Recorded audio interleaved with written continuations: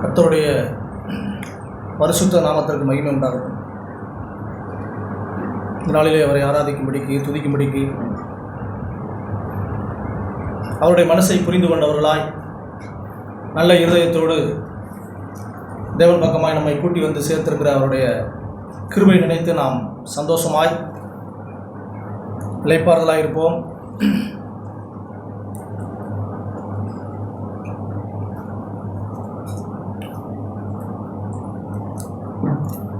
எபிரேயர் 12ஆம் அதிகாரம்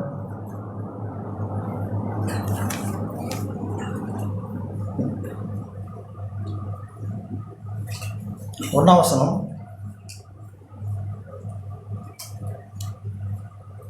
ஆகையால் மேகம் போன்ற இத்தனை திரளான சாட்சிகள் நம்மை சூழ்ந்து கொண்டிருக்க,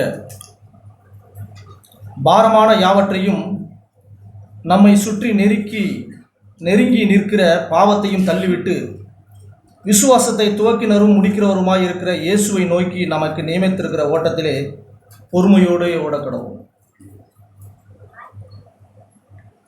அப்போஸ்தலன் பவுல் என்ன சொல்றார் அப்படின்னா, மேகம் போன்ற இத்தனை திரளான சாட்சிகள், வேதத்தில் எவ்வளவோ காரியங்கள், இப்போ நம்ம கண்ணில் பார்க்குற எல்லா காரியத்தையும் சேர்த்து நாம் எவ்வளவோ காரியங்களை பார்க்குறோம். நம்மை சூழ்ந்து கொண்டிருக்கிற பாரமான விஷயம். பாரம், ஒரு மனுஷனுக்கு பாரம் எது அப்படின்னா, தானே சுமந்து கொண்டிருக்கிறானே அதுதான் பாரம். இறக்கி வச்சது பாரம் இல்லை. தாய்மார்களுக்கு தெரியும், குழந்தை வயிற்றில் இருக்கிற வரைக்கும் பாரமாக இருக்கும், அது ஒரு சுகமான சுமை. ஆனால் இறக்கி வைத்த பொழுது அது ஒரு இலகுவாய், ஒரு இளைப்பாறுதலாய், ஒரு ஸ்டர். நாமே சுமந்து கொள்ள ஆண்டவர் இந்த காரியத்தை அழைக்கவே இல்லை. இந்த கிறிஸ்தவ வாழ்க்கையும் அப்படிதான். என்ன வாசிக்கிறேன்னா, பாரமான யாவற்றையும் நம்மை சுற்றி நெருங்கி நிற்கிற பாவத்தையும், பாவம்தான் நம்மளை சுற்றி பாவம், நானே பாவம், எல்லாத்தையும் தள்ளிவிட்டு, ஏதோ இப்படி போ அப்படின்னா போவாது. தள்ளிவிட்டு அப்படிங்கிற வார்த்தையை நான் என்னன்னா, சொல்லிவிட்டு. யார்கிட்ட அப்படின்னா, கிறிஸ்து இயேசுவிடம் சொல்லிட்டு. பாவத்தை மறைக்கிறவன் வாழ்வடைய மாட்டான், அதை அறிக்கையிட்டு விட்டு விடுகிறவன் தேவனிடத்தில் இரக்கம் பெறுவான். ஒரு இரக்கம் பெறக்கூடிய ஒரு வாழ்க்கை தான் கிறிஸ்தவ வாழ்க்கை. யாருக்கு அந்த இரக்கம் கிடைக்குன்னா, பாவத்தை தான் மேலே சுமந்து கொண்டு ஒரு பாரமாய் வச்சிட்டு இருக்க யாருக்குமே இல்லை. அதை அறிக்கையிட்டு தேவனிடத்தில் அப்படி சொல்லிட்டு மனம் திரும்பி அந்த பாவத்தை விட்டு விடுகிறவன் தேவனிடத்தில் இரக்கம் பெறுவான். அதுதான் அங்கே போட்டிருக்கு. எல்லாத்தையும் தள்ளிட்டு விசுவாசத்தை எனக்குள்ளே துவக்கி இருக்கிறாரே. ஆண்டவர் எனக்குள்ளே விசுவாசத்தை எதுக்கு துவக்கி இருக்கிறார் அப்படின்னா, இந்த பாரமான யாவற்றை நீ சுமக்க வேண்டாம், நீ வச்சிருக்கிற எல்லா பாவத்தையும் என்கிட்ட சொல்லிடு அப்படின்னு சொல்றதுக்கு தான் ஒரு விசுவாசத்தை நமக்குள்ளே துவக்கி இருக்கிறார். இது வெளியில பார்க்குற எந்த விஷயத்தினால நடக்கிற விஷயமே இல்லை. நம்ம இருதயத்திலே நம் உள்ளக்குள்ள இருக்கிற எல்லா பாவத்தையும் விசுவாசத்தினால் மாத்திரம்தான் கழுவி கொள்ள முடியும். பாவத்தை தள்ளிவிட்டு விசுவாசத்தை துவக்கி இருக்கிறார், அதை அவரே முடிக்க போகிறார். அதனால இயேசுவை நோக்கி பாவத்துக்கு மன்னிப்பு, பாவத்துக்கு ரட்சிப்பு, நம்மை குறித்து எல்லாவற்றையும் பொறுப்படுத்த, துதியில கேட்டது போல அப்படி எல்லாவற்றையும் நேர்த்தியாய் செய்து முடித்த ஒருவரிடம் என்னை கமிட்டடாய் ஒப்பு கொடுத்தனா, முழு மனசாய் சந்தோஷமாய் ஒப்பு கொடுத்துருக்கனா அப்படின்னா என்னுடைய வாழ்க்கை இளைப்பாறுதலாக இருக்கும். நான் ஒன்றும் சுமக்கிறது இல்லை, எல்லாத்தையும் இறக்கி அவருடைய பாதத்தில் அப்படி வச்சுட்டேன். பாவத்திலிருந்து மனம் திரும்பி நான் மன்னிப்பு கேட்டு அவரிடத்தில் ஒப்புரவாயிட்டேன். ஏன் அப்படின்னா, எனக்காக அவர் என்ன செய்திருக்கிறார் என்கிறதை நான் அறிந்து கொண்ட அப்படி நல்ல மனசாய் மாறிட்டேன். நியமித்திருக்கிற ஓட்டத்திலே தேவன் அப்படி இயேசுவை நோக்கி நமக்கு ஒரு நியமித்திருக்கிறார்.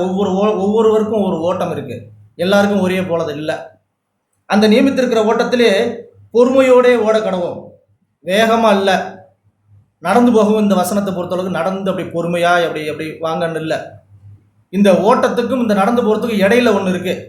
நம்ம சொல்லணுன்னாக்கா ஜாக்கிங், ரன்னிங் ஒன்று இருக்குது, அப்படி ஸ்லோவாக வாக்கிங் ஒன்று இருக்குது, இடையில ஒரு ஜாக்கிங் ஒன்று இருக்குது. அது என்னன்னா அப்படியே ஓடிட்டு ஒருவரை பார்த்து அப்படி ஓடணும் அப்படின்னு சொன்னாக்கா நம்ம கடன் அப்படியே ஏதோ ஓடி அப்படி போய் ஒரு இடத்துல போய் முடிக்க முடியாது. கிறிஸ்து நம்ம பார்த்து ஓடிக்கிட்டே இருக்கிறாங்கன்னா அவரை பார்த்து ஓடணும்னா அப்படியே நடந்து போகாமல், அப்படி சோர்ந்து போகாமல் என்னால் ஒன்று முடியும்னு கடன்னு ஓடி போய் ஒன்று அப்படியே செஞ்சு முடிச்சது போல் இல்லாமல் பார்த்து பார்த்து பார்த்து பார்த்து அப்படி ஜாக்கிங் போல் போகணும். அப்படிதான் இந்த வசனம் ஆண்டவர் சொல்லி நம்மை அப்படி உற்சாகப்படுத்துகிறார். கடந்த நாட்களே பொறுமையை குறித்து அநேக காரியங்களை கேட்டோம். நானும் அதை கேட்டு உற்சாகம் அடைந்தேன். இந்த வார்த்தையை என்னுடைய நம்பிக்கையை நான் சபையில் சொல்ல விரும்புகிறேன். யாக்கோபு எழுதின அப்படியே எபிரேயருக்கு பக்கத்தில் இருப்பாங்க, அதை காட்டி யாக்கோபு 5ஆம் அதிகாரம் 7ஆம் வசனத்தில் இப்படி இருக்க சகோதரரே, எப்படி இருக்கு அப்படின்னா மேலே அநேக காரியங்களை பேசிட்டு வராங்க. 6ஆம் வசனத்தில் கூட நீதிமானை நீங்கள் ஆக்கினைக்குள்ளாய் தீர்த்து கொலை செய்தீர்கள். யாக்கோபு அங்கே பேசுகிறார். ஒரு நீதிமானாய் இருக்கிற கிறிஸ்துவை நீங்கள் கொலை செய்தீர்கள், அப்படி ஆக்கினைக்குள்ளாய் தீர்த்துட்டீங்க. ஒன்றும் செய்யாதவரை ஒரு ஆக்கினைக்குள்ளாய் தீர்த்து கொலை பண்ணிட்டீங்க. அவன் உங்களோடு எதிர்த்து நிற்கவில்லையே, அதற்காக வழக்காடவே இல்லை.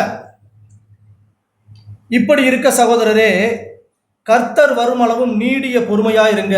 ஒன்றுக்கு ஒரு காரியம் முடிவு அடையும் முன்னே தேவனே பொறுப்படுத்தி நடத்துவேன்னு சொன்னாரே, எல்லாவற்றையும் செய்து முடித்தேன்னு சொன்னாரே, அது நிறைவேறும் வரைக்கும் நீங்களா ஒரு சில ஜட்ஜ்மெண்ட்டுக்கு போகாதீங்க, நீங்களா ஒன்று செய்யாதீங்க. அது உங்களுக்கு ஆரோக்கியம் அல்ல. அப்படி அது வரைக்கும் பொறுமையாயிருங்க. இதோ பயிரிடுகிறவன் பூமியின் நற்பலனை அடைய வேண்டும் என்று முன்மாறியும் பின்மாறியும் வருமளவும் நீடிய பொறுமையோட காத்திருக்கிறான். விதை விதைக்க ஒரு மனுஷன் தயாரா இருக்கிறான். அவன் நிலத்தில் விதை விதைக்க அப்படியே போய் போட்டு வந்துடுறதில்ல. அவன் முன்மாறியும் பின்மாறியும் வானத்திலிருந்து ஒரு விஷயம் வரும், ஒரு மழை வரும், இந்த நிலத்தை நினைத்து அந்த நிலத்தை பண்படுத்தும் அப்படின்னு வெயிட் பண்றான். விதை நல்லது, அது கிறிஸ்துவின் வார்த்தை. அப்படியே போட்டு எல்லா நிலத்திலையும் அப்படி விதைச்சிட முடியாது, அது வராது, பலன் கொடுக்காது, ஆண்டவர் விரும்புறது போல இருக்காது. அது பண்படுத்த காத்திருக்கணும். அது வானத்திலிருந்து ஒரு மழையை, ஒரு பரிசுத்த ஆவியின் உணர்வோடு தேவன் நம்மை நடத்தி நம்முடைய இருதயத்தை பண்படுத்தி அது முளைக்கும்படிக்கு, அது 30, 60, 100 பலன் கொடுக்கும்படிக்கு வெயிட் பண்றோம். இப்படிதான் விவசாய குறித்து ஆண்டவர் இங்க சொல்றாங்க. அப்படி நீடிய பொறுமையாய் காத்திருக்கிறான், நீடிய பொறுமையாய் காத்திருக்கிறான். காத்திருக்கிறது நம்ம இல்ல. நான் வாசிக்கும் போது அப்படிதான், ஏதோ நான் வெயிட் பண்ற ஆண்டவரே வெயிட் பண்றா, இல்ல, என்னை காத்திருக்க வைக்கிறவர் தேவன். எல்லா மகிமையும் அவருக்கு தான். ஏதோ நான் ஒன்று செஞ்சுட்டேன் அதனால இன்னொன்று விளைஞ்சிட்டு அப்படிலாம் இல்லை. தேவன் என்னை அப்படி நன்றாய் உழுது அப்படி காரியங்கள் செய்யும்படிக்கு நாம் அப்படி காத்திருக்கும்படிக்கு நல்ல விசுவாசத்தை நமக்கு தந்து ஒரு சில காரியங்களை சொல்கிறேன். நீங்களும் நீடிய பொறுமையோடு இருந்து உங்கள் இருதயங்களை ஸ்திரப்படுத்துங்கள். நீங்க நீடிய பொறுமையா இருக்கணும்னா உங்க இருதயம் அப்பதான் ஸ்திரப்படுத்தும். இல்லைன்னா கண்டதே காய்ச்சின்னு ஏதோ ஒன்று ஓடி போய் முட்டிக்கிட்டு அப்படியே நம்ம அழுகுற ஒரு சூழ்நிலை உருவாகும். அவசரப்பட்டுட்டேனே, என்னுடைய வாழ்க்கையில் நிறைய காரியங்களை நான் இழந்திருக்கிறேன் அவசரப்பட்டு. ஒரு இடத்துல ஒரு கம்பெனியில் வேலை பார்த்தேன். இன்னை வரைக்கும் என்னோட வேலை செஞ்சவங்க சூப்பர்வைசராக இன்னும் வேலை பார்த்துட்டு இருக்காங்க. சம்பளம் அவ்வளோன்னு சொல்கிறாங்க. கேட்கவே சந்தோஷமாக இருக்கு. நான் வந்துட்டேன் அந்த கம்பெனியை விட்டு. எனக்கு ஒரு சில அந்த டஸ்ட் எனக்கு ஒத்துக்காது, ஒரு சில நைட்டில் கண்ணு முழிக்கணும் அப்படின்னு சொல்லி நிறையா காரியங்களை விட்டுட்டு எனக்கு கொஞ்சம் அப்படியே கொஞ்சம் பொறுமை இல்லாமல் அப்படியே வந்துட்டேன். இப்போ பார்த்தா வருஷ கணக்காயிட்டு, இப்போ பார்த்தாக்கா அவங்க சந்தோஷமாக அப்படி நல்லா வேலை செய்கிறாங்க. என்னை பார்த்து அவங்க பார்க்குறப்பெல்லாம் நீ தான் அவசரப்பட்டு போயிட்டு அப்படின்னு சொல்லுவாங்க. எனக்கு ரொம்ப கஷ்டமாக இருக்கும். ஆமாம், அவசரப்பட்டுட்டேன். இப்போ ஒரு வேலையை தெரிஞ்சுக்கிட்டு ரொம்ப கஷ்டப்படுறேன். எனக்கே தெரியுது கஷ்டப்படுறேன், ஆனால் சந்தோஷமாக இருக்கிறேன். ஆண்டவர் நடத்துகிறாங்க. அப்படி உங்கள் இருதயங்களை அப்படி ஸ்திரப்படுத்துங்க. கர்த்தரின் வருகை சமீபமாக இருக்குது. ஆண்டவருடைய வருகை சமீபமாக இருக்குது. அதனால் நீங்கள் அப்படி உங்களை இருதயத்தை ஸ்திரப்படுத்துங்க, ஸ்ட்ராங் ஆக்குங்க, கிறிஸ்துக்குள்ளே ஸ்ட்ராங் ஆக்குங்க. சகோதரரே, நீங்கள் நியாயம் தீர்க்கப்படாதபடிக்கு ஒருவருக்கொருவர் விரோதமாய் முறையிடாதிருங்கள். ஒரு சில குறை காரியங்கள் இருக்கா, நேராக ஆனஸ்டாக நேராக பார்த்து பேசி உங்களை இருதயத்தை கழுவிக்குங்க. அது அன்பினால் நடக்கட்டும். அது ஒரு முறையிடுறதாய், அது ஒரு குறை சொல்றதெல்லாம் இருக்க வேண்டாம். நீங்கள் நியாயம் தீர்க்காதபடிக்கு, தேவனிடத்திலிருந்து நீங்கள் நியாயம் தீர்க்காதபடிக்கு அன்பாய் ஒரு சில காரியத்தை அப்படி செட்டில் பண்ணிக்க. அப்படி விரோதமாய் அதை முறையிடாதீங்க. இதோ நியாயாதிபதி வாசல்படி நிற்கிறார். உள்ள வந்திருந்தாருன்னா நம்ம நியாயம் தீர்க்கவே மாட்டோம். அவர் வாசல்படியில் நின்று வரவான்னு கேட்கிறார். வெளிப்படுத்தல 7 சபைக்கு போகும்போது லவோதிகேயா சபைக்கு ஆண்டவர் அப்பதான் பேசுறாங்க. வாசல்ல நின்று கதவை தட்டுறேன், ஒருவன் என் சத்தத்தை கேட்டு. ஏன் வாசல்ல நான் நிற்கிறேன் அப்படின்னு ஆண்டவர் அந்த வசனத்தின்படி கோட் பண்றது என்னன்னாக்கா, அவன் இல்லாததை சொல்லிக்கிட்டே இருக்கிறான். அவன் பூரணமா இல்லை, அவன் சாப்பிடவே இல்லை, பசியாக தான் இருக்கிறான். ஆனால் கேட்ட போது சாப்பிட்டுட்டேன்னு சொல்கிறான். யாருக்கு நஷ்டம்? என்கிட்ட வந்து வாங்கிக்கிங்க, நான் சம்பூர்ணமாய் தரேன், நான் பரிசுத்தமாய் தரேன், நான் அப்படி கையில் வச்சிருக்கிறேன் அப்படின்னு சொல்கிறான். கதவை திறந்துட்டா உள்ளே வந்துடுவான். ஆண்டவர் அப்படி சொல்லி தான் நம்ம நடத்துகிறார். 11ஆம் வசனத்தில், இதோ பொறுமையாக இருக்கிறவர்கள் பாக்கியவான்கள் என்கிறோமே, பொறுமையாக இருக்கிறவங்க பாக்கியவான்னு சொல்கிறோமே, யோபுவின் பொறுமையை குறித்து கேள்விப்பட்டிருக்கிறீர்கள், கர்த்தருடைய செயலின் முடிவையும் கண்டிருக்கிறீர்கள், கர்த்தர் மிகுந்த உருக்கமும் இரக்கம் உள்ளவராய் இருக்கிறாரே.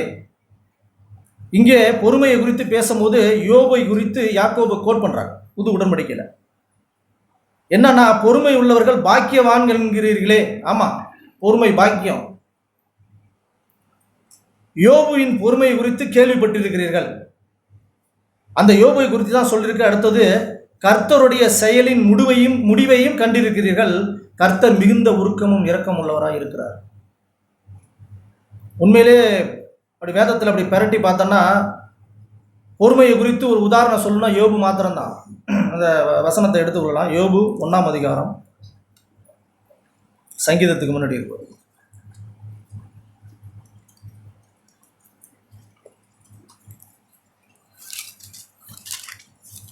நம்ம அநேக முறை கேட்டிருக்கிறோம், சபையிலையும் நம்ம கேட்டிருக்கிறோம், யோபு தன்னை அந்த 3 நண்பர்களிடம் அப்படி தன்னை காண்பிக்கும் போது அப்படி பொறுமையாலாம் காண்பிக்கல. அவருடைய சூழ்நிலை நிமித்தம் அவர் படபடன்னு ஏதோ ஒன்று பேசுகிறார். ஆனால் அந்த புது உடன்படிக்கையில் கிறிஸ்து அதை அங்கே கோட் பண்ணல. ஏன் அப்படின்னா, அவர் கடந்து போகிற அவர் சூழ்நிலை நிமித்தம் ஒரு சில காரியத்தை அப்படி பேசுறார். ஆனால் அவர் மனசார அப்படி பேசல. அவருடைய நியாயத்தை இங்கே சொல்லுகிறாங்க. அந்த 3 பேர்கிட்டையும் அப்படி வழக்காடும் போது ஒரு சில காரியத்தை அப்படி சொல்றாரு. நான் விதவிகளுக்கு அப்படி இருந்தேன், நான் கண்ணா இருந்தேன், அப்படி இருந்தேன், நீ என்கிட்ட பேசுறதெல்லாம் நீ தகுதியா, நான் அப்படியேப்பட்ட ஆளு, இப்படியாப்பட்ட ஆளு, நீதியா நடந்த எல்லா காரியத்தையும் எடுத்து அப்படி மனுஷர்கிட்ட அப்படி பேசுறார்.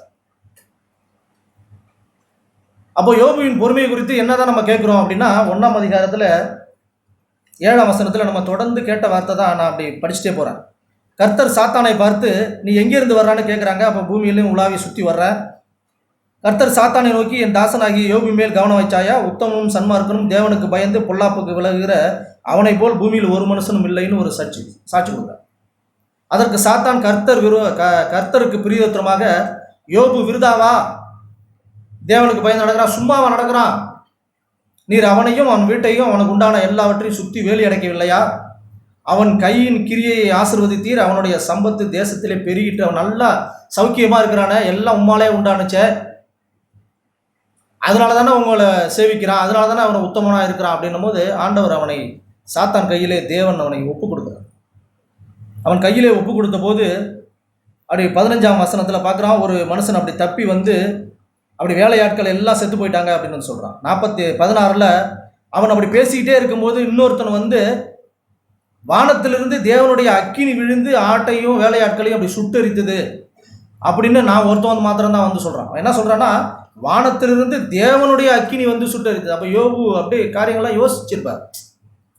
தேவனிடத்துல தானே பெற்றிருக்கிறோம், எல்லாமே தேவன் தானே சாட்சி சொன்னது, அப்படி ஆண்டவர் இடத்துலேருந்து ஒரு அக்கினியா அப்படி கூட யோசிச்சிருக்கலாம். அவன் அப்படி பேசி நான் மட்டும் தான் வந்தேன்னு சொல்லிகிட்டே இருக்கும்போது 17ஆம் வசனத்தில் அவன் அப்படி பேசி கொண்டு இருக்கையில் இன்னொருத்தன் ஒட்டகம் அது இது எல்லாம் செத்து போயிட்டு நான் மட்டும்தான் தப்பிச்சு வந்திருக்கேன்னு சொல்கிறான். அவனும் அப்படி சொல்லிக்கிட்டே இருக்கும்போது 18ஆம் வசனத்தில் இன்னொருத்தன் ஓடியாந்து, உன் குமாரன் குமாரத்தை எல்லாம் அப்படியே காரியங்கள்லாம் நான் சொல்ல, நான் ஒருவன் மாத்திரம்தான் அப்படி வந்திருக்கிறேன், எல்லாரும் செத்து போயிட்டாங்க. அப்பொழுது யோபு ஒரு முடிவு எடுக்கிறார். அந்த இடத்துல நான் இருந்தா என்ன முடிவு எடுப்பேன்னு எனக்கு தெரியும். அப்பொழுது யோபு எழுந்திருந்து தன் சால்வையை கிழித்து, ரைட்டு, தன் தலையை சிரைத்து, சரிதான், தரையிலே விழுந்து புரண்டான், அப்படி இல்லை, பணிந்தான் இருக்கு. தன் சால்வையை கிழிச்சு கொண்டு தன் தலையை அப்படி சிரைச்சிட்டு தரையிலே விழுந்து பணிந்து ஒரு வார்த்தை சொல்றார், நிர்வாணியாய் என் தாயின் கற்பத்திலிருந்து வந்தேன், நான் யார் அப்படின்னு அறிந்த மனுஷன்தான் தேவனிடத்திலிருந்து நற்சாட்சி பெற முடியும். நிர்வாணியாய் அவ்விடத்துக்கு திரும்புவேன், அப்படியே நான் போவேன், கர்த்தர் கொடுத்தார், கர்த்தர் எடுத்தார், கர்த்தருடைய நாமத்திற்கு ஸ்தோத்திரம் என்றான். அதை ஸ்தோத்திரம் சொல்லதான் இவ்வளோ காரத்தையும் பார்த்து அவருடைய பணிந்து கொள்கிறான். இவை எல்லாவற்றிலேயும் யோபு பாவம் செய்யவில்லை, தேவனை பற்றி குறை சொல்லவும் இல்லை. இது ஒரு காரியம் நடந்து முடிஞ்சு அப்படியே போயிட்டே இருக்கு அவனோட வாழ்க்கையில. சாத்தான் திரும்பி யோபுவை பார்த்துட்டு அப்படியே தேவனிடத்தில் போறான். 2ஆம் அதிகாரத்தில் 3ஆம் வசனத்தில் பிற்பகுதியில் அப்படி வந்து இப்படி உத்தமனா இருக்கிறான் அப்படின்னு சொல்லி அப்படியே அவரை பற்றி சொல்லும் போது, அப்போ சாத்தான் சொல்றான், முகாந்திரம் இல்லாமல் அவனை ஆண்டவர் சொல்றாங்க சாத்தானை பார்த்து, முகாந்திரம் இல்லாமல் அவனை நிர்மூலமாக்கும்படி நீர் என்னை ஏவின போதும் அவன் இன்னும் என் உத்தமத்தில் உறுதியாய் நிற்கிறான் அப்படின்னு சாத்தானுக்கு சவால் விடுறாங்க ஆண்டவர். நீ எவ்வளோ காரியம் கேட்ட, உனக்கு நான் பர்மிஷன் கொடுத்தேன், இன்னமும் பார்த்தியா அவன் உத்தமத்தில் எப்படி இருக்கிறான்னு? ஒரு காரணம் இல்லை, முகாந்திரம் இல்லாமல் அப்படின்னா ஒரு காரணம் இல்லாமல் நம்ம வாழ்க்கையில் ஒரு அசம்பாவிதம் நடக்குதா? நான் செஞ்சதை விதைக்காதது ஏதோ ஒரு சம்பவம் என் வாழ்க்கையில நடக்குதா? அது தேவனிடத்திலிருந்து வந்ததுன்னு நம்ம நினச்சிக்கணும். அப்போ என்ன சொல்லணும்னா, ஆண்டவர் தான் அனுமதிச்சார் அப்படின்னு சந்தோஷமாய் அவரையே பணிந்து கொள்ளணும். என் வாழ்க்கையில் அப்படிதான் எவ்வளோ காரியங்கள் கடந்து போகிறேன், எவ்வளோ காரியங்கள் நடக்குது. இது நான் செஞ்சதா? இல்லை, ஏதோ எதிர்பாராமல் என் வாழ்க்கையில் நடக்குதுன்னா தேவன் அவரை போல என்னை மாற்ற, என்னை பயன்படுத்த ஆரம்பிச்சிட்டார். அப்படிதான் ஒரு இளைப்பாறுதலாய் அப்படி பொறுமையாக இருந்து என்ன நடக்க போகுதுன்னு அப்படி காரியங்களை பார்க்கணும். முகாந்திரம் இல்லாமல் அவனை நிர்மூல மாட்டி அப்படின்னு உத்தமத்தில் நிற்கிறான் அப்படின்னு சாத்தான் கர்த்தருக்கு பிரதியுத்தரமாக தோளுக்கு பதிலாக தோலையும் தன் ஜீவனுக்கு பதிலாக தன் ஜீவனையும் எல்லா மனுஷனும் கொடுத்துருவான். ஆண்டவருக்குன்னு எல்லாத்தையும் அள்ளி கொடுத்துருவான். காசை கொடுப்பான், பணம் கொடுப்பான், எல்லாமே கொடுப்பான். தன்னை கொடுப்பானா? அப்படியே சாத்தான் கரெக்டாக வந்து ஆண்டவரை எப்படி பிடிக்கிறான். ஆகிலும் நீர் உம்முடைய கையை நீட்டி அவன் எலும்பையும் அவன் மாம்சத்தையும் தொடுவீரானால். எலும்பு மாம்சமும் எங்க இருக்குன்னா உள்ள இருக்கு. நம்முடைய இருதயம் சிந்தையும் எங்க இருக்குன்னா உள்ள இருக்கு. புது உடன்படிக்கை உள்ள இருக்கு. வெளியில் இருக்கிறது எல்லாம் சட்டையை மாத்திடலாம், கிழிஞ்சிட்டுனா மாத்திக்கலாம். நான் படிக்கும்போது ஆண்டவர் அப்படிதான் என்னை பார்க்கும்படிக்கு ஆண்டவர் தான் சொல்லி அப்படி நடத்தினாங்க. அவனுக்கு உண்டான எல்லாம் அப்படி உள்ளதை நீங்கள் அப்படி தொடுவீங்கன்னா, எலும்பையும் அவன் மாம்சத்தையும் தொடுவீரானால் அப்பொழுது அவன் முகத்திற்கு எதிரே உண்மை தூசிக்கிறான், உங்களுக்கு நேராக மூஞ்சிக்கு நேராக வந்து உங்களை தூசிப்பான் பாருங்க அப்படின்னு சாத்தான் சவால் விடு. ஆண்டவர் அதுக்கும் அலோடு. அவன் பிராணனை தப்ப விடு, மற்ற எல்லாத்தையும் நீ பண்ண அப்படின்னா, உள்ளங்கால் தொடங்கி அவன் உச்சம் தலை மட்டும் கொடிய பருக்களால் அவனை வாதித்தான். அவன் ஒரு ஓட்டை எடுத்து தன்னை சுரண்டி கொண்டு சாம்பலில் உட்கார்ந்தான். 9ஆம் வசனத்தில் அப்பொழுது அவன் மனைவி அவனை பார்த்து,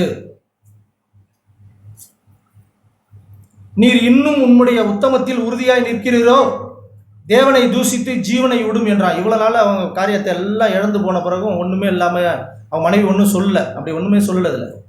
ஆனால் யோபுக்கு ஒரு சில காரியங்கள் நடந்து அப்படியே ஒன்றுமே இல்லாத அப்படியே சுரண்டிட்டு அப்படி சாம்பலில் உட்கார்ந்து அப்படி நிறைஞ்சவனாய் அப்படி ரொம்ப மோசமான சூழ்நிலைக்கு போகும்பொழுது அவன் மனைவி வந்து அவனிடத்தில் இடைப்படுகிறார். நம்ம வாழ்க்கையில் ஒன்று நடக்குதா? என் வாழ்க்கையில் ஒன்று நடக்குதா? என் குடும்பத்தில் உட்காந்து ஏன் அப்படி நடக்குதுன்னு பேசும்போது என் மனைவி என்னிடத்தில் ஏதோ ஒன்று சொல்ல வராங்களா? இல்லை சொந்தக்காரங்க ஏதோ சொல்கிறாங்களா? இல்லை ஏதோ ஒரு காரியங்களே சூழ்நிலையோ ஏதோ ஒன்று, உனக்கே அப்படி நடக்குது, சபைக்கு போறியா, உனக்கே அப்படி நடக்குது அப்படின்னு சொல்லும்போது நான் ஒரு முடிவு எடுக்கிறேன்ல, என்னதான் சொல்றேன், நான் ஒரு முடிவு எடுக்கிறேன்ல, அது தேவனை மகிமைப்படுத்தணும். ஏதோ மனைவி சொன்னது உண்மைதான், அதுக்காக அப்படியே காரியத்தை எல்லாத்தையும் போட்டு கவுத்துட்டு எல்லாத்தையும் அப்படியே தூசிட்டு போயிடக்கூடாது. தேவனை அவன் சொல்ற 2 விஷயம், பெரிய விஷயம். தேவனை தூசிச்சிரு. அவங்க இவ்வளோ காரியத்தையும் பார்த்த பிறகும் தேவனை மகிமைப்படுத்திக்கிட்டே அவர் இருக்கிறார். அதனால அதை பார்த்துட்டு ஒரு மெயின் காரியமே அதுதான்டா அப்படின்னு சொல்லிட்டு மனைவி தன்னுடைய காரியத்தை எல்லாம் புரிந்தவள் தன்னுடைய காரியத்தை வந்து ஈடுபடுது. ஜீவனை விடும் என்றால் அப்பொழுது அவள், நீ பைத்தியக்காரி போல பேசுற. பைத்தியக்காரி அப்படின்னாக்கா என்னன்னா, இது வரைக்கும் நடந்து வந்ததெல்லாம் மறந்தவங்கன்னு அர்த்தம். இது வரைக்கும் என்ன நடந்துச்சு அது எல்லாத்தையும் மறந்தவங்கன்னு அர்த்தம். பைத்தியம் அப்படின்னு சொன்னாக்கா அதை இப்போ இதாக சொல்ல விரும்பல, ஆனால் நம்ம புரிஞ்சுக்கிறது சொல்கிறேன். தலையில் அடிபட்டுருக்கோம், வேற ஒன்றுமே இல்லை, கை கால் எல்லாம் அடிபட்டுருந்தா அதெல்லாம் பைத்தியம்லாம் வர அப்படிலாம் இருக்காது. எதுவுமே மறந்து போகாது, எல்லாம் சரியாயிடும். தலையில் அடிபட்டு அந்த கிறிஸ்துவோடு ஒரு தொடர்பு இல்லை அப்படின்னு நம்ம தொடர்ந்து கேட்குறோம். இல்லை அப்படின்னு சொன்னாக்கா நம்ம அப்படி நடந்து வந்தது எல்லாத்தையும், தேவன் நம்மை நடத்தி வந்த எல்லாத்தையும் மறந்துடுவோம். அப்படி மறக்கும் போது தேவனை தூசிப்போம், என்னுடைய ஜீவனையும் விட்டுடுவோம், செத்துருவோம். செத்துருவோம்னா பிசிக்கலா இல்லை, ஆவிக்குரிய விஷயத்துல செத்துருவோம். ஆனா அங்க யோபு அப்படி செய்யல. நீ பைத்தியகாரி போல பேசுற, தேவன் கையிலே நன்மை பெற்ற நாம் தீமையை பெற வேண்டாமா என்றார். இவைகள் எல்லாவற்றிலையும் யோபு தன் உதடுகளால் பாவம் செய்யவே இல்லை. எவ்வளோ சூழ்நிலை. இவர் தான் பொறுமையை குறித்து பேசணும், வேற யாருக்கும் இந்த சூழ்நிலை இல்லை. அப்படியே சக்கு சக்கு சக்கு சக்குன்னு அடி அடி. ஒரு சகோதரி ரொம்ப நாளைக்கு முன்னாடி ஒரு சாட்சி சொன்னாங்க, என் வாழ்க்கையில தேவன் அப்படியே நடத்தி வர்ற வழிகள்லாம் பார்த்தாக்கா அடி, அடிக்கு மேல அடி, அடிக்கு மேல அடி, அப்படியே தொடர்ந்து விழுந்துகிட்டே இருக்கு. நான் என்ன செய்வேன், தேவனிடத்தில் போறேன். இப்போ அவங்க வாழ்க்கை சந்தோஷமா அப்படி இலைப்பாறுதலாக சபையில் இருக்கிறாங்க, சாட்சியா இருக்கு. அப்படிதான் தேவன் ஒவ்வொரு சூழ்நிலை நம்ம வாழ்க்கையில் அப்படியே நம்ம சம்மந்தம் இல்லாத நடத்துறாங்களா, ஏதோ வாழ்க்கையில் எனக்கு திடுக்குன்னு ஒன்று நடக்குதா, ஏதோ ஒன்று நம்ம காரியங்கள் அப்படி ஏதோ ஒன்று நடக்குதா,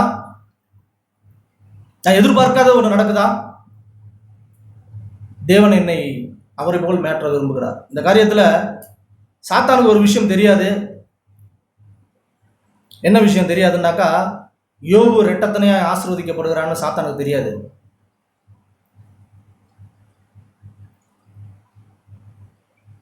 சாத்தான் வெட்கப்பட போகிறான், தேவனுடைய நாமம் மகிமைப்பட போகுது அப்படின்னு சாத்தானுக்கு தெரியாது. இந்த காரியத்திலே 3 பேருக்கும் பங்கு இருக்கு. ஆண்டவர் யோபுவை நடத்துகிறார், யோபுக்கு ஒன்று அடையுது, அவர் ரெட்டத்தனையாய் ஆசீர்வதிக்க போகிறான். ஏன் அப்படின்னா, இந்த காரியத்தை எல்லாவற்றையும் தேவனுக்குள்ளே வைத்து சகித்ததினால், பொறுத்ததினால், அப்படி கடந்து போனதினால், குறை சொல்லாமல் முறுமுறுப்பு இல்லாமல் அப்படி கடந்து போனதினால் யோபு ரெட்டத்தனையாய் ஆசீர்வதிக்க போகிறான். சாத்தான் வெட்கப்பட போகிறான், தேவனுடைய நாமம் மகிமைப்பட போகுது. இது 3மே ஒரே காரியத்திலே தேவன் நமக்கு ஒரு சில வாய்ப்புகளை தருகிறார். எனக்கு ஒரு சில வாய்ப்புகளை கொடுக்கிறார். நான் அநேக தரம் தவற விட்டவனாய் இப்போ அப்படி விழிப்பாக இருந்து அதை நான் பயன்படுத்தி கொள்ள போறவனாக இருக்கிறவங்க ஆண்டவர் அப்படி தான் சொல்லி நம்ம இப்படி தொடர்ந்து நடத்த விரும்புகிறோம். அது மாத்திரமல்ல, யோபுவோட நண்பர்கள் யோபுவை 3 பேரும் பார்க்க வராங்க. 11ஆம் வசனத்தில் நற்பகுதியில், யோபுவுக்கு நேரிட்ட தீமைகள் யாவையும் கேள்விப்பட்ட போது அவனுக்காய் பரிதபிக்கவும் அவனுக்கு ஆறுதல் சொல்லவும் ஒருவரோடு ஒருவர் யோசனை பண்ணிக்கொண்டு அவரவர் தன் ஸ்தலங்களில் இருந்து வந்தார்கள். 3 பேர் சேர்ந்து வர்றாங்க. 12ஆம் வசனம், அவன் தூரத்திலே வருகையில் தங்கள் கண்களை ஏறெடுத்து பார்த்தபோது அவனை உரு தெரியாமல், யோபு யாருன்னே தெரியல. நாம அப்படிதான், நம்ம சபையோடு நம்மோடு கூட அப்படி சபை கூடி இருந்த சகோதரர்கள் ஒரு சில ஏதோ வியாதி சூழ்நிலையில பார்க்கும்போது அவங்கள பார்த்த உடனே நமக்கு ரொம்ப கஷ்டமா இருக்கு, அடையாளமே தெரியல, அப்படிலாம் ஒரு சில காரியத்தை கடந்து போறோம். தேவன் தான் நடத்துறாங்க. அவனை உரு தெரியாமல் சத்தமிட்டு அழுது, உங்களுக்கு வேற ஒண்ணுமே தெரியல, வேற ஒன்றும் சொல்ல முடியாது, சத்தமிட்டு அழுது அவரவர் தங்கள் சால்வையை கிழித்து கொண்டு, யோபு சட்டை கிழிச்சிட்டாரு, நண்பர்கள் யோபுவை பார்த்தோன்னா அவங்க சால்வையெல்லாம் கிழிச்சிட்டு வந்துருக்காங்க. ஒருவேளை பார்க்க வரும்போது அப்படி ஊருக்கு போகிற மாதிரி பார்த்து ஒரு ஆறுதல் சொல்லிட்டு சந்தோஷப்படுத்திட்டு வரும்னு தான் வந்திருப்பாங்க. வந்த இடத்துல இப்படி நடக்குது. யோபுவை பார்த்து அப்படி ஒரு சூழ்நிலையில் அவர் இருக்கிறார். யோபுவை அப்படி தங்கள் சால்வையை கிழித்து வானத்தை பார்த்து தங்கள் தலை மேல் புழுதியை தூற்றி கொண்டார்கள். புழுதி அள்ளி போட்டுக்கிறாங்க. வந்து அவன் துக்கம் மகா துக்கம் என்று கண்டு ஒருவரும் அவனோடு ஒரு வார்த்தையும் பேசாமல் இரவு பகல் 7 நாள் அவனோடு கூட தரையில் உட்கார்ந்தார்கள். சாப்பிட்டாங்களான்னு தெரியல. 7 நாள் ஒரு வார்த்தையும் பேசாமல் அவனோடு கூட துக்கத்தோடு அப்படி உட்காந்துருக்காங்க. பேச ஒன்றும் இல்லை. அதுக்கப்புறம் காரியங்கள் நடக்குது, யோபுவும் காரியங்கள்லாம் பண்றாரு, எல்லாமே அப்படி நடக்குது காரியங்கள். தேவன் அப்படி யோபுவை பொறுமையை குறித்து நமக்கு ஒரு சிஷ்டாந்தமாக இப்படி சொல்லியிருக்க காரியத்தை நாம் கவனித்து பார்த்தோம் அப்படின்னா, நம்ம வாழ்க்கையில், என் வாழ்க்கையில் நடக்கிறது தேவனால் அனுமதிக்கப்படுதா? அந்த அனுமதிக்கப்படுகிற சூழ்நிலையிலே நான் மனைவி சொல்லுறதையோ இல்லை யார் சொல்றதையோ கேட்டு அப்படியே ஒவ்வொரு மனுஷனையும் அப்படி காரியங்களே பண்ணாமல் தேவன் அனுமதிக்கிறார் அப்படின்னு சொல்லி புருஷனாக இருக்கிற நான் குடும்பத்தை கட்டி குடும்பத்தை அப்படி காப்பாற்றி ரெட்டத்தனையாய் ஆசீர்வாதத்தை பெற்றுக்கொள்கிறவனாய் நான் விழித்திருக்கிறவனா இருக்கிறானா, இல்லை எல்லாத்தையும் போட்டு கவுக்கிறவனா இருக்கிறானான்னு ஆண்டவர் என்னை பார்த்து சவால் விட்டது தான் நான் பேசுகிறேன். எவ்வளோ காரியங்களில் இழந்ததெல்லாம் போதும் ஆண்டவர், பொறுமை இழந்து செஞ்சதெல்லாம் போதும், விரல் நீட்டினது போதும் போதும், உங்களுடைய நாமத்தை மகிமைப்படுத்த நீங்கள் அழைச்சிருக்கீங்க, அதை மாத்திரம் என்னால் முடிஞ்ச வரைக்கும் நான் செய்ய என்ன நடத்துங்க. குறை சொல்லாமல், முறுமுறுக்காமல், மன ரம்யமாய், சந்தோஷமாய், இலைப்பாறுதலாய் அப்படி அவரை நோக்கி நம்ம போகிறதுக்கு நம்ம விரும்புகிறோமா? அப்படி ஒரு விருப்பத்தையும் செய்கையும் யோபுவுக்கு தேவனே உண்டு பண்ணினார். அதனால தான் இந்த காரியத்தை எல்லாத்தையும் கூட்டி கழித்து தேவன் பேசும்போது, யோபுவை போல நீங்கள் நிதானமாக பேசல அப்படின்னு நண்பர்கள் சொல்றாங்க ஆண்டவர். யோபு நிதானமாய் பேசினாரா அப்படின்னா அவர் சூழ்நிலை காரியங்களை தடுமாறினார். ஆனால் ஆண்டவர் அப்படி எவ்வளோ காரியங்கள் அவர் நடந்த போது டக்குன்னு ஒரு முடிவெடுத்து தேவனை தூசிக்கிற ஒரு காரியம் எப்போ வந்திருக்கும் அப்படின்னா இப்போ தான் வந்திருக்கும். இந்த சூழ்நிலை நம்ம வாசிச்சது போல அப்போ தான் வந்திருக்கும். ஆனால் அது அப்படியே கடந்து போக அப்படியே நாட்கள் போகுது, அப்படியே பழகுது. ஒரு ஒரு ஒரு மனுஷன்கிட்ட போய் இன்னொருத்தர் கேட்டாராம், என் சூழ்நிலை ரொம்ப மோசமாக இருக்குங்க, எனக்கு இழப்பு மேலே இழப்பு, என்னுடைய காரியங்கள் எல்லாம் ரொம்ப பாரமாக இருக்குது, துன்பமாக இருக்குது, எப்படி அது சுபிச்சமாக முடியும்னு ஒரு ஜோசியம் ஏதோ ஒருத்தன் தீர்க்கதரிசிட்ட போய் ஒரு மனுஷன் கேட்டானா. அவர் சொன்னாராம், உனக்கு 6 மாதம் வரைக்கும் அப்படிதான் இருக்கும் அப்படின்னாரு. 6 மாதத்துக்கு அப்புறம் அது உனக்கு பழகிடும்னு சொன்னாராம். அது போகாது, ஆனால் அது உனக்கு பழகிடும். யோபுக்கு அப்படியே சரசன் அவர் பொறுமையாக இருந்தனால் அவர் அப்படியே நடந்து வந்த எல்லா காரியத்தையும் தேவன் பொறுப்படுத்தி கொண்டார். அதை அதிகமாக நீ பொறுமை இழந்து பேசுற அப்படின்னு ஆண்டவர் கிளைம் பண்ணவே இல்லை. அப்படிதான் தேவன் நம்முடைய வாழ்க்கையிலே ஒரு சில சூழ்நிலைகளை ஆண்டவர் அனுமதிக்கிறார். யோவான் 2ஆம் அதிகாரம்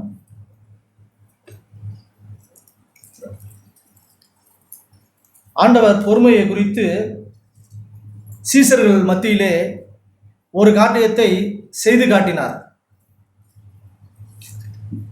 ஒரு காரியத்தை செஞ்சு காட்டினாங்க, ஒரு விஷயத்தை உவமையாய் சொல்லி காட்டினாங்க. அது ரெண்டுத்தையும் சொல்லிட்டு நான் அப்படி அந்த காரியத்தை யோவான் 2ஆம் அதிகாரம் 1ஆம் வசனத்தில், 3ஆம் நாளிலே கலிலேயாவில் உள்ள கானா ஊரிலே ஒரு கல்யாணம் நடந்தது. இயேசுவின் தாயும் அங்கே இருந்தாள்.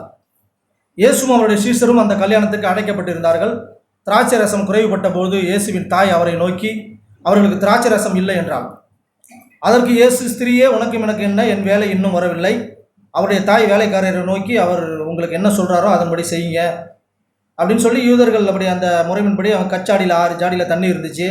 இயேசு வேலைக்காரை நோக்கி, ஜாடிகளை தண்ணி நிரப்புங்க அப்படின்னு சொன்னாங்க. அவங்க நிரப்புறாங்க, காரியங்கள் எல்லாம் நடக்குது, சந்தோஷம். இல்லை, 2ஆம் வசனத்தில், இயேசுவும் அவருடைய சீசர்களும் அந்த கல்யாணத்துக்கு அழைக்கப்பட்டிருந்தார்கள். ஒரு கல்யாணத்துக்கு இயேசுக்கு அழைப்பு வருது. என் வீட்டிலே நடக்கிற, இல்லை எனக்குள்ளே இருக்கிறதுக்கு இயேசுவை நான் அழைக்கிறேன்னா, இயேசு அழைச்சிருந்தேன்னா என்னுடைய குறைவு எல்லாம் நிறைவாகும். மனுஷர்களை நிறைய பேரை அழைச்சிட்டு இயேசுவை நான் அழைக்கல அப்படின்னு சொன்னால் எனக்கு ஒரு வெறுமை உண்டாகும், அங்கே ஒரு குறை உண்டாகும். அதை நிவர்த்தி செய்ய ஒரு மனுஷனாலும் முடியாது. அது பழசை விட மோசமாக இருக்குமே தவிர சந்தோஷமாய் இளைப்பாறுதலாய் தித்திப்பாய் மாறாது. இந்த கல்யாண வீட்டுக்கு அவங்க அம்மா வந்திருக்கிறாங்க, இயேசுவும் சீசர்களும் அழைக்கப்பட்டிருக்கிறாங்க. அங்கே ஒரு திராட்சை ரசம் குறைபடுது. இயேசுவின் அவரை தாய் போய் அந்த நேரத்தில் போய் சொல்கிறாங்க, உங்களுக்கு திராட்சை ரசம் இல்லையாப்பா அப்படின்னு சொல்கிறாங்க. அதற்கு இயேசு, ஸ்திரியே, உனக்கும் எனக்கு என்ன, என் வேலை இன்னும் வரவில்லை என்றார். என் வேலை இன்னும் வரல அப்படின்னா, இன்னும் எனக்கு உத்தரவு பரத்திலிருந்து ஆண்டவர் தேவன் பிதா கொடுக்கல அப்படின்னு தான் இவ்வளோ நாள் நான் படித்தேன். அதை அப்படி இல்லை, நான் ஆண்டவர் எனக்கு உணர்த்தினது அப்படி இல்லை. திராட்சை ரசம் இன்னும் இந்த வீட்டில் முடியல. இங்கே ஒரு அற்புதம் நடக்குதுன்னு எனக்கு ஆல்ரெடி தெரியும். நான் அதுக்காக தான் அழைக்கப்பட்டிருக்கிறேன்னு எனக்கு நல்லாவே தெரியும். நான் தெரியாத ஏதோ திட்டுக்குன்னு நடக்கிறது மனுஷனுக்கு தான் அப்படி இல்லை, தேவனுக்கு அப்படி இல்லை, குமாரனுக்கு அப்படி இல்லை, தகப்பனுக்கு அப்படி இல்லை. எல்லாம் மகனுக்கு என்ன தேவைன்னு தெரிஞ்சு தான் நம்ம மத்தியிலே நிற்கிறாங்க, வாசல் நிற்கிறாங்க. அப்படி அழைச்சி, என் வேலை இன்னும் வரவில்லை அப்படின்னா திராட்சை ரசம் இன்னும் குறைவுபட தொடங்கி தான் இருக்கு, இன்னும் முடியல, கொஞ்சம் இருக்கு. அந்த காரியம் முடிந்த பிறகு அவர் தன் வேலைக்காரரை நோக்கி, என்ன செய்கிறீங்களா, யூதர்கள் தன்னுடைய இயேசு வேலைக்காரரை நோக்கி, ஜாடிகளிலே தண்ணீரை நிரப்புங்கள் என்றார். ஒரு வேலைக்காரன் என்ன செய்வான் அப்படின்னா, இயேசு சொன்னதை மாத்திரம் செய்வான். நான் ஆண்டவருக்கு அப்புரோஜமான வேலைக்காரன், ஒரு ஊழியக்காரன், தேவனுக்கு பயபக்தி உள்ள ஒரு சீசன் அப்படின்னா, இயேசு என் வாழ்க்கையில எனக்கு என்ன சொல்றாரோ அதை ஒன்று கூட்டவோ குறைக்கவோ கேள்விகளோ முறுமுறுப்போ இல்லாமல் சந்தோஷமாய் செய்து முடிப்பான். அவங்க வேலைக்காரரை நோக்கி ஜாடியில தண்ணியை நிரப்புங்கன்னு சொன்னாங்க. அவங்க அப்படியே போய் நிறைய நிரப்புனாங்க. அவர்களை நோக்கி, நீங்க இப்போ கொண்டு போய் பந்தி விசாரக்காரில் கொடுங்கன்னு சொன்னாங்க. அவர்கள் அப்படியே கொண்டு போய் கொடுத்தாங்க. தண்ணி எப்படி திராட்சை ரசமா மாறும்? பந்தி விசாரிப்புக்காரன் ரெண்டு நம்மளை அரைஞ்சிட்டான்னா, என்னடா தண்ணியை கொண்டு வந்து கொடுக்குறியே அப்படின்னு இல்லை. அவன் தான் வேலைக்காரன். இயேசு சொன்னால் அதில் ஒரு வல்லமை இருக்கும், அதில் ஏதோ ஒரு நடக்க போகுது அப்படின்னு அறிந்தவன் தான் தேவனுக்கு உண்மையான வேலைக்காரன். நம்ம வேலைக்காரன் சொல்கிறோம், தவிக்கிறோம், ஏதோ வேலையை செஞ்சுட்டு தவிக்கிறோம், இல்லைன்னா ஒரு வேலைக்காக தவிக்கிறோம், ஏதோ ஒரு காரியத்துக்கு அப்படி தவிக்கிறோம். இல்லை இல்லை இல்லை, ரெஸ்டாய் மறைந்திருக்கிற ஒருவனை தேவன் கூப்பிட்டு சந்தோஷப்படுத்துவார். மறைஞ்சிருக்கிற ஒரு மனுஷனை கூப்பிட்டு ஆண்டவர் எல்லாருக்கும் முன்னாடி அபிஷேகம் பண்ணுவார். பொறுமை பொறுமைன்னா ஏதோ பொறுமையான அப்படியே பொறுமையா அப்படிலாம் இல்லை. ஒரு தன்னை வெளிப்படுத்தாத நான் ஒன்றுமில்லை அப்படின்னு மறைந்திருக்கிற ஒரு குணத்தை கூப்பிட்டு எல்லாருக்கும் முன்னாடி ஆண்டவர் அப்படி சந்தோஷப்படுத்தி அப்படி காட்டுவாங்க. அநேக தீர்க்கதரிசி வாழ்க்கையில் அப்படி நடந்துச்சு. அப்படி மொண்டு போய் கொடுங்க அப்படின்னாங்க. இந்த திராட்சை எங்கேருந்து வந்ததுன்னு திராட்சை ரசம் மொண்ட வேலைக்காரர்களுக்கு மாத்திரம்தான் தெரியும். இயேசுக்கு எல்லாம் கிச்சனில் நடக்குது, எல்லாம் சீக்கிரட்டான ஒரு அறைக்குள்ளே நடக்குது, எல்லாமே எல்லாம் என்னோட இருதயத்துக்குள்ளே நடக்குது, எனக்குள்ளே நடக்குது. இது யாரும் பார்க்க முடியாது. எப்போ பார்ப்பாங்க தெரியுமா? என் வாழ்க்கை மாற்றி ஒரு மனுஷனை அப்படியே டேஸ்ட்டாக வருது, இது மனுஷனுக்கு உள்ளது கிடையாது, இது வித்தியாசமாக இருக்கு அப்படின்னு பார்க்கும்போது தேவனுடைய நாமம் மையப்படும். அடுத்து தொடர்ந்து அப்படி தான் வாசிக்கணும். பந்தி விசாரில் திராட்சை ரசம் மாறினதை தண்ணீர் ருசி பார்த்த போது மணவாளன் அழைத்து பந்தி விசாரிக்கிறான்னா அவனுக்கு எங்கேருந்து வருதுன்னு தெரில. மாப்பிள்ளையை கூப்பிட்றான். மெயின் அவன் தான் மாப்பிள்ளை, கதாநாயகன். கூப்பிட்டு எந்த மனுஷனும் முன்பு நல்ல திராட்சை ரசத்தை கொடுத்து ஜனங்கள் திருப்தி அடைந்த பின்பு ருசி குறைந்ததை குடிப்பான், நீரோ நல்ல திராட்சை ரசத்தை இது வரைக்கும் எங்கே வச்சிருந்தீங்க?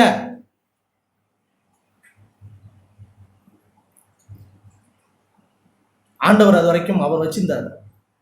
நம்ம வாழ்க்கையிலே ஒரு காரியத்தை வெறுமையாய் நான் ஒன்றுமில்லை, இது உம்மாலே வந்ததுன்னு நம்ம நடக்கும்போது ஆண்டவர் என் வேலை வந்தது அப்படின்னு தன்னுடைய பொறுமையை குறித்து டக்குன்னு ஒரு காரியத்தை எடுத்து செய்வாங்க. அது வரைக்கும் என் வாழ்க்கையிலே தேவன் பொறுமையாகவே இருக்கிறான். ஆண்டவருக்கு கண் இல்லையா? எனக்கு இவ்வளோ சூழ்நிலை நடக்குது, எவ்வளோ கிறிஸ்தவங்க சொல்லிட்டு தவிக்கிறாங்க. உண்மையிலே தேவன் கண்ணாக தான் பார்த்துட்டு இருக்காங்க. அதை பார்க்க நமக்கு தான் கண் இல்லை, மனசு இல்லை, மனக்கண்ணு இல்லை. தேவன் என் வாழ்க்கையில் என்ன செய்ய வராங்க, அது ரெட்டத்தனையான ஆசீர்வாதமாக இருக்குமே, அதை பெற்றுக்கொள்ள நான் தகுதியாக என்னை தேவன் மாற்றிக்கிட்டே இருக்கிறாங்களே, அந்த இடத்துக்கு நான் வந்து சேரலையே, அதனால என் வாழ்க்கையில் ஏதோ ஒன்று நடக்குது அப்படின்னு புரிஞ்சு கொள்றதுக்கு நமக்கு மனசு இல்லை. அதை அவரை விசுவாசிக்கிற ஒரு கண்ணு இல்லை, அவ்வளோதான். ஆண்டவரை தான் சொல்கிறேன். இவ்விதமாக இயேசு முதல் அற்புதத்தை அங்கே செஞ்சாங்க. தம்முடைய மகிமையை அங்கே வெளிப்படுத்தினார். அவருடைய மகிமை நம் வாழ்க்கையிலே வெளிப்பட விரும்புகிறது, என் வாழ்க்கையிலே வெளிப்பட விரும்புகிறது. அதை நான் பொறுமையாக இருந்து அதை வெளிப்படுத்த என்னை ஒப்புக் கொடுக்குறேன்னா, அவருடைய சீஷர்கள் அவரிடத்தில் விசுவாசமாய் அப்படி இருந்தாங்க. இது இயேசு சீஷர்களின் மத்தியிலே நேரடியாக அவங்களை பார்க்கும்படிக்கு செய்து காட்டின விஷயம். ஒரு ஊமையாய் ஒரு காரியத்தை சீஷர்கிட்ட சொல்கிறாங்க. அது மத்தேயு 13ஆம் அதிகாரத்தில் இருக்குது. கொஞ்சம் சீக்கிரமாக நான் சொல்லி முடிச்சுட்டேன்.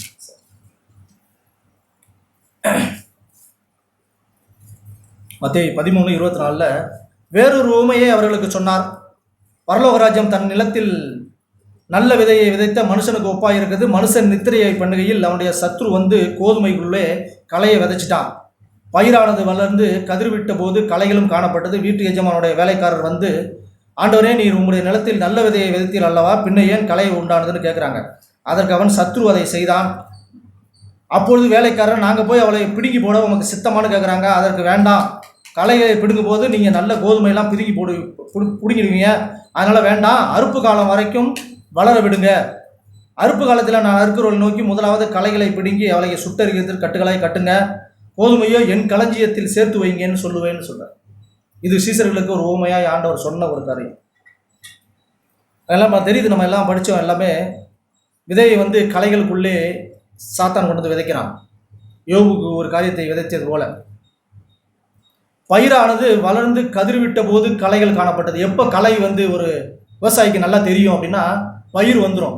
நெல் பயிர் வந்து அப்படியே போன வாரங்களில் கூட கேட்டோம், நான் அப்படி தான் நினைக்கிறேன், நான் பார்த்துருக்கறதுனால சொல்கிறேன், தெரியல. அப்படி பயிர் வந்து அப்படி நல்ல மணிகள் எல்லாம் தன்னை நான் ஒன்றுமில்லை அப்படின்னு தன்னை அப்படி தாழ்த்திங்க, அப்படி போய் அப்படி வளைஞ்சிரும். ஆனால் பதறு கலராக இருக்குல்ல, அப்படி தலையை சிலிப்பிட்டு நிற்கும்.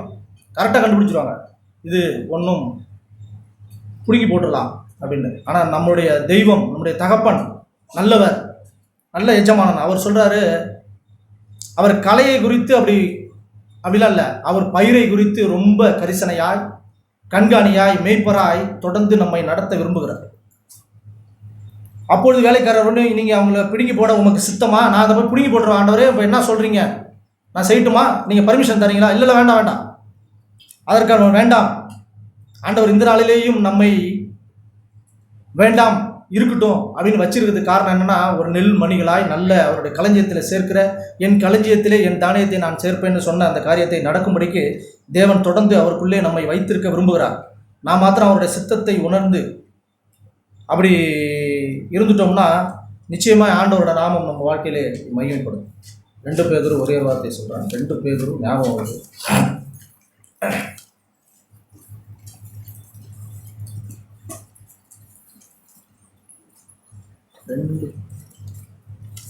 2 பேதுரு 3ஆம் அதிகாரம் 8ஆம் வசனத்தில், பிரியமானவர்களே, கர்த்தருக்கு ஒரு நாள் 1000 வருஷம் போலவும் 1000 வருஷம் ஒரு நாள் போலவும் இருக்கிறது என்று இந்த காரியத்தை நீங்கள் அறியாதிருக்க வேண்டாம்.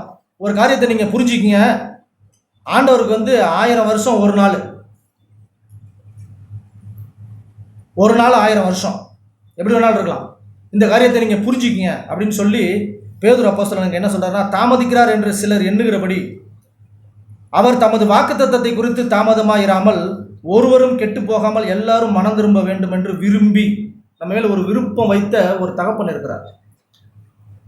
ஒருத்தவங்களும் கெட்டு போகக்கூடாது. அதற்காக தான் யோவானில் ஒரு சில காரியத்தை எனக்கு பிதா கொடுத்தது எல்லாவற்றையும் நான் கடைசி நாளில் எழுப்புவதே உடைய சித்தமாக இருக்கு.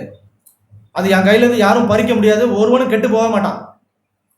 ஏன் அப்படின்னா, சபையிலே வைத்து நான் இரத்தத்தை கொடுத்து சம்பாதித்த என்னுடைய சபையிலே வைத்து அவர்களுக்கு புத்தி சொல்லுவேன், அவர்களுக்கு ஆலோசனை சொல்வேன், நடக்க வேண்டிய வழியை நானே காட்டுவேன், அவர்கள் கண்களை நானே திறந்து விடுவேன்.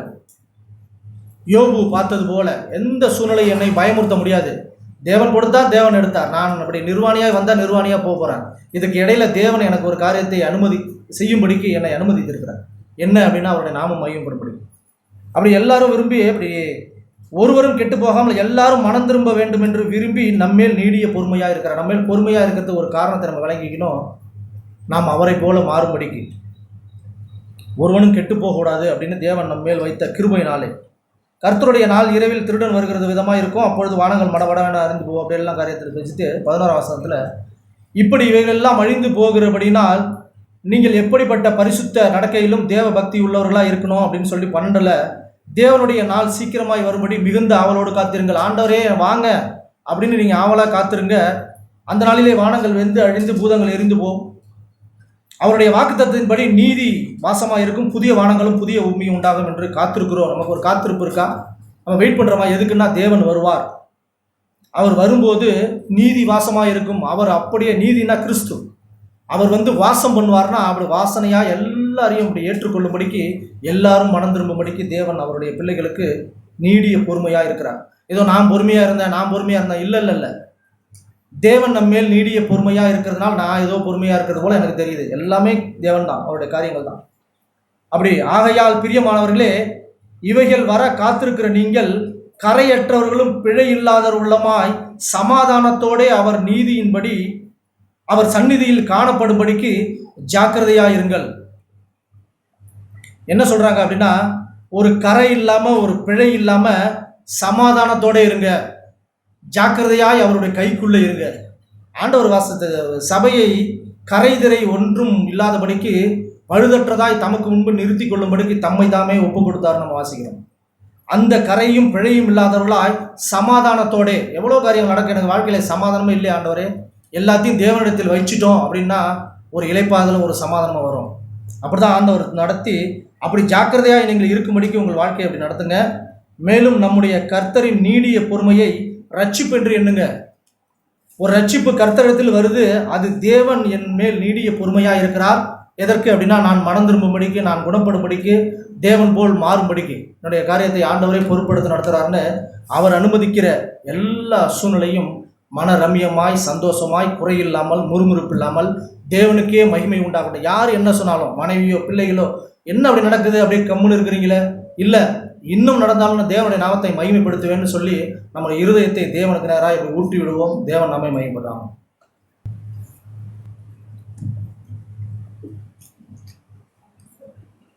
ஆண்டவர் கொடுத்த நாளுக்காக நானும் கேட்ட வார்த்தைகளுக்காகவும் மெய்யாகவே நாம் பாக்கியவான்கள். நாம் கடந்த வாரம் புதன்கிழமை கேட்டோம், ஆண்டவருடைய பொறுமையை குறித்து நாம் கேட்டோம். இப்போவும் தொடர்ந்து தேவன் நம்மை பொறுமையாய் அவருடைய சமூகத்தில் சேர்த்து கொள்ளும்படி ஆண்டவர் நமக்காக யாவையும் செய்து முடித்திருக்கிறார். நாம் கேட்டது போல எபிரேயர் புத்தகம் 12ஆம் அதிகாரம், ஆகையால் மேகம் போன்ற இத்தனை திரளான சாட்சிகள் நம்மை சூழ்ந்து கொண்டிருக்க அப்படின்னு சொல்கிறார். திரளான சாட்சிகள்னா அநேக சாட்சிகள் நம்மை சூழ்ந்து கொண்டிருக்க, நம்மை நெருங்கி நிற்கிற பாவத்தை தள்ளிவிட்டு, நம்மை ஒன்று நெருங்கி நிற்கிது எப்போ பார்த்தாலும் ஒரு பாவம். அது என்ன பாவம்னா, நம்ம ஆண்டவருக்கு பிரியமாய் வாழாமல், பொறுமை இல்லாமல், ஆண்டவர் விரும்புகிறபடி நம்முடைய வாழ்க்கையிலே நாம் பொறுமையோடு காத்திருக்கலாமல் நாமே நம்முடைய வழிகளை தெரிந்து கொண்டு சீக்கிரமாக நாம் அதில் முன்னேற விரும்புகிறோம். ஆனால் அப்படி கிடையாது. அதில் பிரதர் பேசும்போது ஒரு கதையும் சொன்னாங்க. ஒரு குரங்கு விதையை விதைச்சிட்டு ஒவ்வொரு நாளும் போய் அந்த விதை முளைச்சிருக்கான்னு பிடுங்கி பார்த்தது போல் ஒரு சில நாட்கள் நாம் ஆண்டவருக்குள்ளாய் வந்து ஆண்டவரை தேடி வந்தோடனே, ஆண்டவரே என்னோடய வாழ்க்கையை அப்படி சுபிட்சமாக மாறிடணும், எனக்கு நீங்கள் கொடுத்த பொறுமையெல்லாம் போதும் ஆண்டவரே, எத்தனையோ காரியங்களை நான் கடந்து வந்துட்டேன், இன்னும் என்ன பொறுமை அப்படின்னு சொல்லி நாம் ஆண்டவரை பார்த்து கேள்வி கேட்கிற ஜனங்களாய் நாம் மாறக்கூடாது. ஆண்டவர் பொறுமையாக இருக்கிற சொன்னால் பொறுமையாக நாம் இருந்து கொண்டே இருக்கணும்.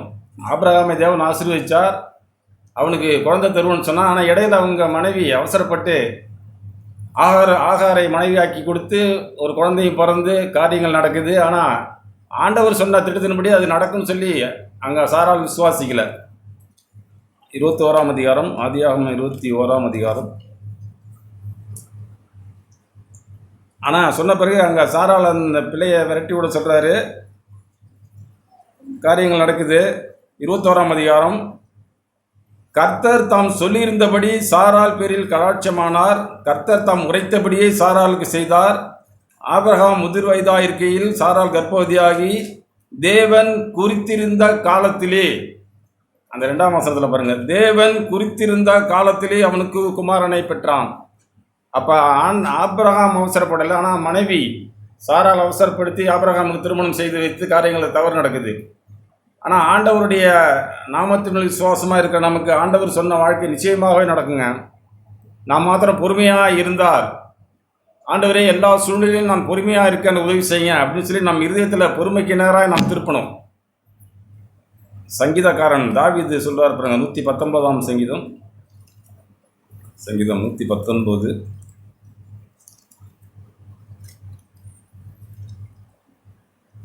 119ஆம் சங்கீதத்தில் 67ல், நான் உபத்திரவப்படுவதற்கு முன் வழி தப்பி நடந்தேன், இப்பொழுது உம்முடைய வார்த்தையை காத்து நடக்கிறேன்.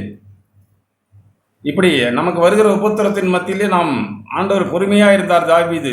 தேவரீர் நல்லவரும் நன்மை செய்கிறவருமாயிருக்கிறீர், உமது பிரமாணங்களை எனக்கு போதியும். 71ஆம் வசனம், நான் உபத்திரவப்பட்டது எனக்கு நல்லது, அதனாலே உமது பிரமாணங்களை கற்றுக்கொள்கிறேன். 75ஆம் வசனம், கர்த்தாவே உமது நியாய தீர்ப்புகள் நீதியுள்ளதென்றும் உண்மையின்படி என்னை உபத்திரவப்படுத்தினீர் என்றும் அறிவேன். இப்படி ஒரு உபத்திரம் வரும்பொழுது நாம் எப்படி வாழுதுங்கிறது தான் நம்முடைய வெளிப்பாடு, நம் ஆண்டவருக்கு வெளிக்காட்டுகிற விதம். யோபு குறித்து கட்டம் சூழ்நிலையில் மத்தியில் யோபு தன்னை வெளிப்படுத்துகிறாரு. பைத்தியக்காரியை போல பேசுறியே, தேவனிடத்திலிருந்து நன்மை பெற்ற நாம் தீமையை பெறக்கூடாது. ஆண்டவரிடத்திலே நாம் பொறுமையாக இருந்தார். நம்முடைய வாழ்க்கையில் நாம் ஆண்டவரே அள்ளி அவசரப்படக்கூடாது. ஆண்டவரே என்னுடைய வாழ்க்கையில் நிதானத்தை கட்டளையிடுங்க, நாம் சூழ்நிலை மத்தியிலே பொறுமையாக இருக்க உதவி செய்யுங்க. அப்படின்னா மெய்யாகவே நாம் ஆண்டவரால் ஆசீர்வதிக்கப்பட்ட அவர் விரும்புகிற ஒரு வாழ்க்கையை நாம் வாழ முடியும். 1 பேதுருவின் புத்தகம் 2ஆம் அதிகாரம் எப்படி இருக்கு, 2:19, தேவனே பற்றுதலாக இருக்கிற மனசாட்சி நிமித்தம் ஒருவன் அநியாயமாய் பாடுபட்டு உபத்திரவங்களை பொறுமையாய் சகித்தார்.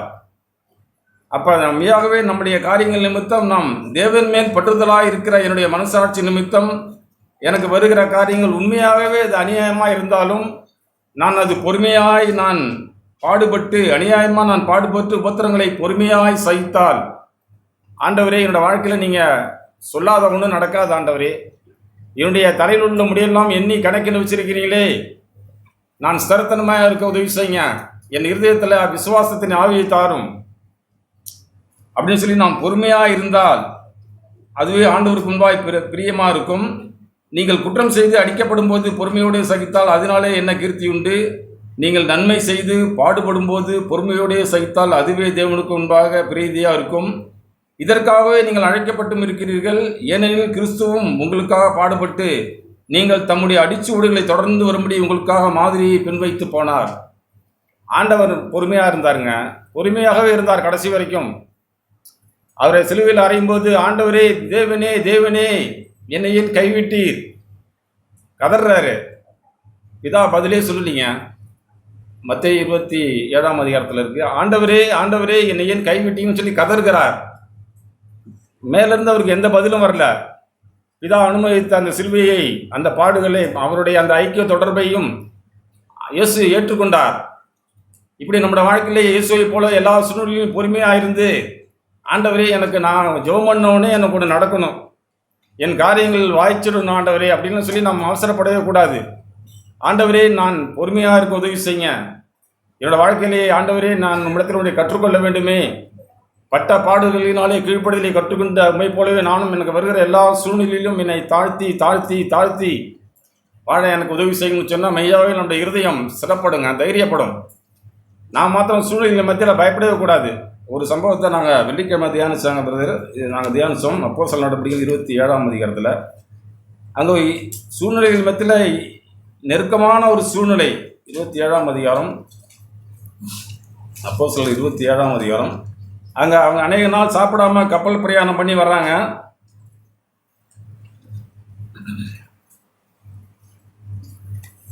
அப்போஸ்தலர் நடபடிகள் 27ஆம் அதிகாரம் 20ஆம் வசனம்.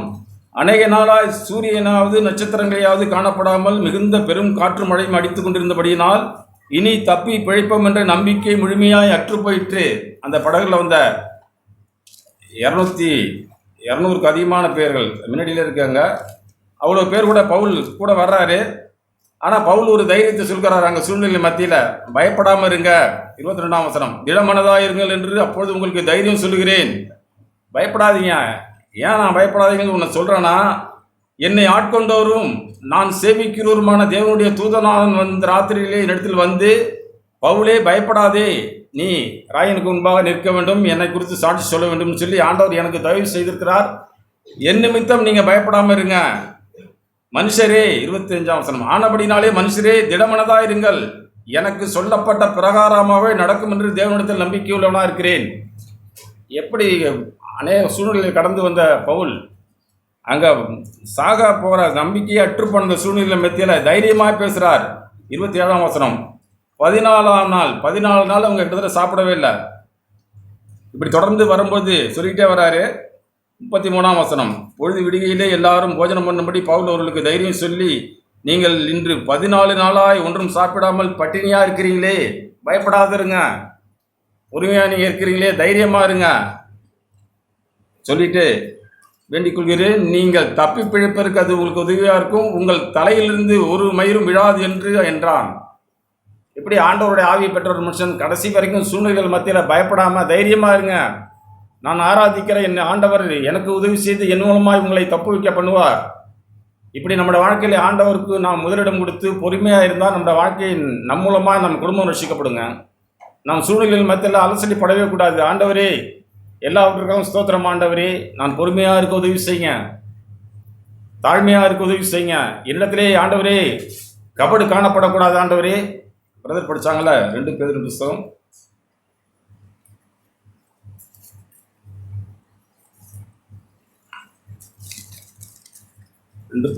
3ஆம் அதிகாரம். இப்படி எல்லாம் இரவிலே ஆண்டவர் வராரு. இப்படி இவையெல்லாம் அழிந்து போகிறபடியால் நீங்கள் எப்படிப்பட்ட பரிசுத்த நடக்கையும் தேவ பக்தியும் உள்ளவர்களாக இருக்க வேண்டும். நம்ம தான் கேள்வி நம்ம தான் கேட்டு பார்க்கணும். நீங்கள் இப்படி ஆண்டவர் வருகிறாரே, அப்படி ஆண்டவர் வரப்போறாரு, இந்த இதெல்லாம் அழிஞ்சு போதே, அப்படி ஆண்டவர் வரப்போகிற ஆண்டவருடைய மனுஷர்களுக்கு உங்களுக்கு நீங்கள் எப்படிப்பட்ட பரிசுத்த நடக்கையும் தேவ பக்தியும் உள்ளவர்களாக இருக்க வேண்டும். நம்மளிடத்த பரிசுத்த நடக்கையும் தேவ பக்தியும் எப்படி இருக்க வேண்டும் என்று பேதுரு சொல்வது போல, ஆண்டவரே, நான் கரையற்றவனாய் பிழை இல்லாதவனாய் சமாதானமாய் வாழ எனக்கு உதவி செய்யுங்க ஆண்டவரே. எனக்கு வருகிற எல்லா சூழ்நிலைக்கும் நான் நன்றி சொல்ல பழக உதவி செய்யுங்க. சோர்ந்து போகாது இருக்க உதவி செய்யுங்க. என் இருதயம் சிறப்பட உதவி செய்யுங்க அப்படின்னு சொல்லி நாம் ஒவ்வொரு நாளும் உபத்திரத்தின் மத்தியிலே, பாடுகள் மத்தியிலே, ஆண்டவரே பொறுமையை நான் கற்றுக்கொள்ள உதவி செய்யுங்க ஆண்டவரே. ஒரு விவசாயி கேட்டது போல நீடிய பொறுமையாக இருந்து அந்த பலனை அடைவது போல, ஆண்டவரே இதோ நான் சபைக்கு வந்துட்டேன், சட்டுன்னு நான் நித்தியத்துக்கு போகணும் அப்படின்னா இல்லவே இல்லை. இந்த பூமியிலே நான் உடைய சாயலையும் சுபாவத்தையும் அடையும் பொருட்டு எனக்கு வருகிற எல்லா நெருக்கத்துக்கும் சூழ்நிலைக்கும் நன்றி ஆண்டவரே. பொய் சொல்லாமல் இருக்க எனக்கு ஒரு ஆவியை தந்திருக்கிறீர்களே, நேர்மையாய் நடக்கும்படி எனக்கு ஒரு பார்வையை தந்திருக்கிறீர்களே, நான் நாவிலே புறங்கூறாதபடிக்கு எனக்கு ஒரு நல்ல நாவை தந்திருக்கிறீர்களே, இதை நான் கட்டுப்படுத்தி ஆளுகை செய்து உம்மை கனப்படுத்த உதவி செய்யுங்க. இப்படியெல்லாம் நம் இருதயங்களில் எப்பொழுதுமே ஆண்டவரை நாம் ஏற்றுக்கொண்டு பொறுமையாய் ஒவ்வொன்றையும் நான் ஆண்டவரே நான் என்னுடைய வாழ்க்கையில், என்னுடைய சொந்த வாழ்க்கையில் நான் அதை அபியாசப்படுத்த முயற்சிக்கும் போது மெய்யாகவே நம்மை காணுகிறவர்கள் தேவனை காண்பாங்க. நம்மை பார்க்கிற ஜனங்கள் இவர் பரிசுத்தவான், தேவனுக்கென்று வாடுகிற தேவனுடைய மனுஷன் அப்படின்னு சொல்லி இவங்க முடிவெடுப்பாங்க. அப்படி இல்லாமல் வீட்டிலே நம்முடைய தந்திரங்களை பேசி பழகி அண்ணனையா சப்பிர போல் நம்ம சபைக்கு போவோம், காரியங்களை பேசுவோம். இப்படி தான் சொல்லி அங்கே பேதுரு நிற்பார். பேதுரு நம்ம ஏமாத்திடலாம்னு சொல்லி வர்றாங்க 2 பேரும் உள்ள. ஆனால் 2 பேருடைய காரியங்களும் அங்கே தவறாக போயிடுதுங்க. ஆனால் நம்மளோட வாழ்க்கையில் எப்பொழுதும் நாம் நேர்மையாய் ஆண்டவர் முன்பாய் நடந்தால் நம்மை காண்கிறவர்கள் இவர் பரிசுத்தவான், இவருடைய வாழ்க்கையிலே இயேசுவை நான் பார்க்கிறேனே. ஆதியிலே அவர் அப்படி இல்லையே, ஆதியிலே அவர் அப்படி கண்ணாப்படான்னு இருந்தார், வாழ்க்கையே தரங்கட்டதாக இருந்தது, எதுக்கெடுத்தாலும் கோவப்படுவார். ஆனால் இன்றைக்கி அந்த மனுஷன் அப்படி இல்லையே. அவர் ஆராதிக்கிற ஆண்டவர் யார்? நம்மள்கிட்ட நேராக காட்டினாலும் நம்மளோட வாழ்க்கையை பேசுங்க. நம்ம இடத்துல அநேகர் வந்து நேராக காட்டினாலும் ஆண்டவரே இப்படி இந்த மனுஷனுடைய வாழ்க்கையை நான் காண்கிறேனே, இவரை வணங்குகிற தேவன் தான் மெய்யான தேவன் என்று சொல்ல முடியுமா? இப்படி நம்மளோட வாழ்க்கையிலே ஒவ்வொரு நாள் நாம் பரிசுத்த நடக்கையும் தேவ பக்தியும் உள்ளவர்களாய் பொறுமையாய் வாழ நாம் விரும்பினோம்னா தேவன் நம்மை கனம் பண்ணுவாருங்க. நம்ம மெய்யாவே அப்படியே சாயற்கோப்பாய் மாற்றுவார்.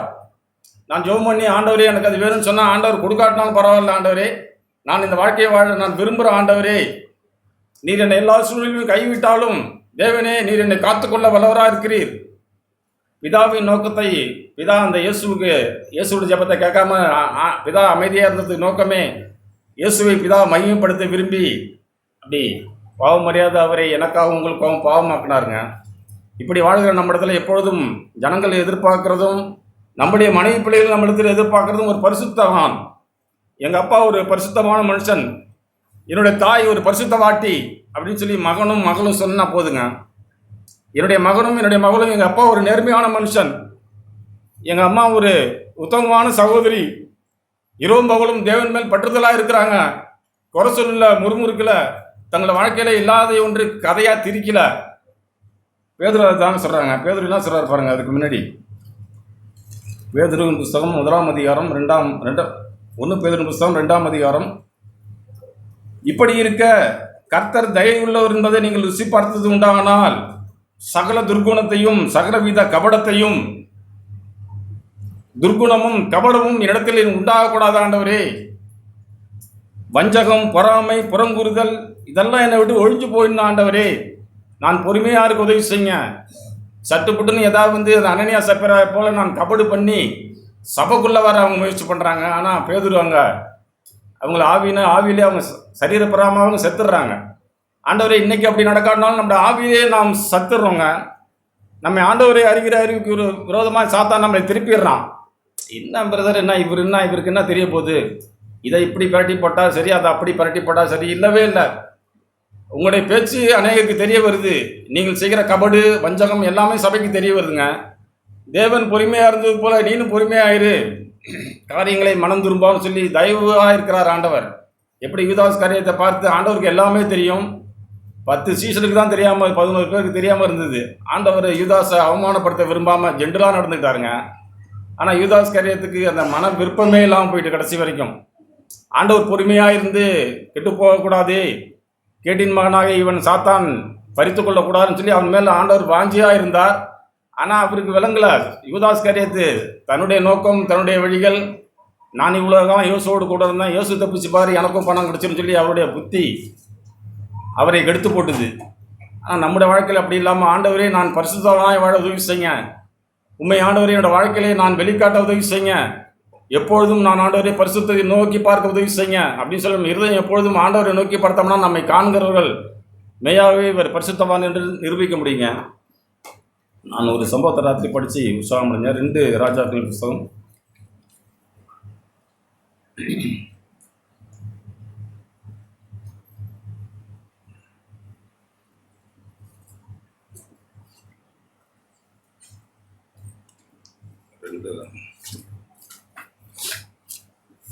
அது வேண்டாம், 2 ராஜாக்கள் வேண்டாம்.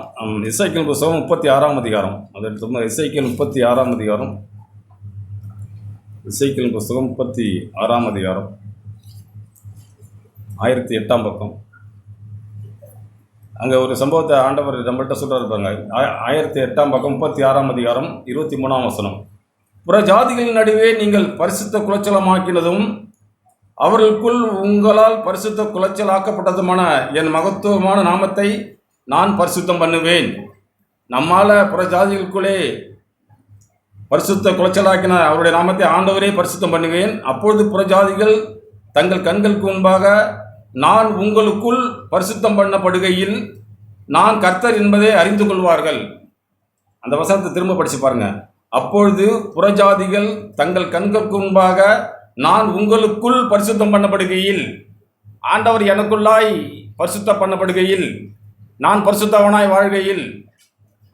வாழ்கையில் கர்த்தர், நான் கர்த்தர் என்பதை புறஜாதியார் அறிந்து கொள்வார்கள்.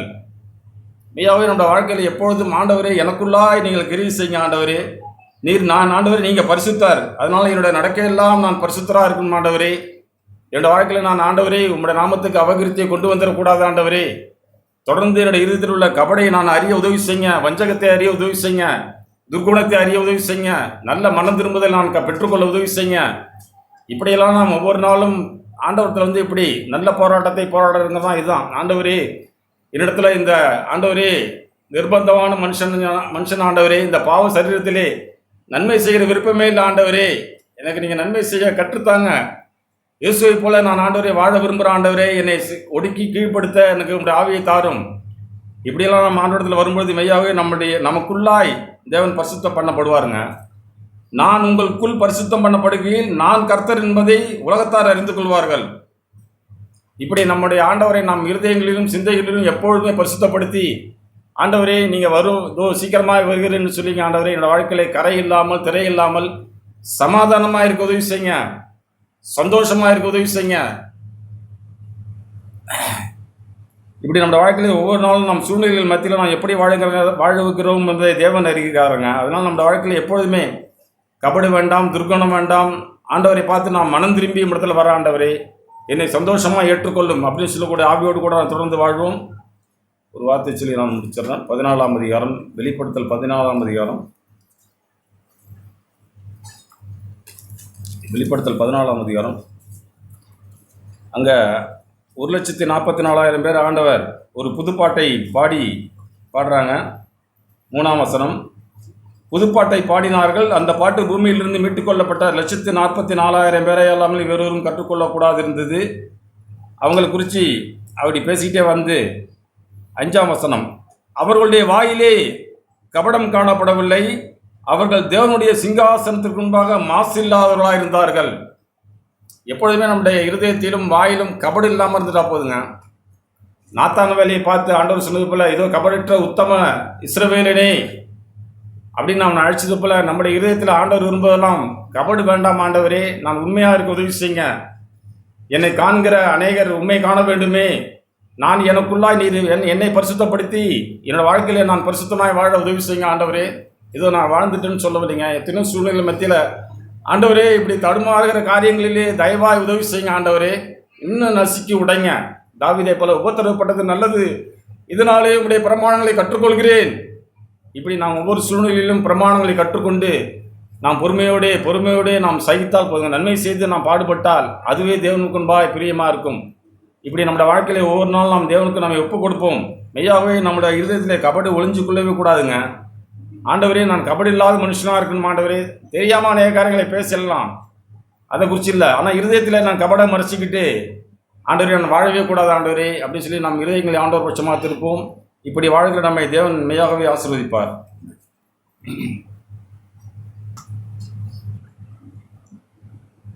கேட்ட எல்லா வார்த்தைகளுக்காக ஆண்டவருக்கு ஸ்தோத்திரம். நம்ம அநேக வருஷங்களாய் அநேக காலங்களாய் நாம் கடவுளுடைய வார்த்தையை கேட்டுக்கிட்டே தான் நாம் இருக்கிறோம். ஆனால் சூழ்நிலைகள்னு வரும்போது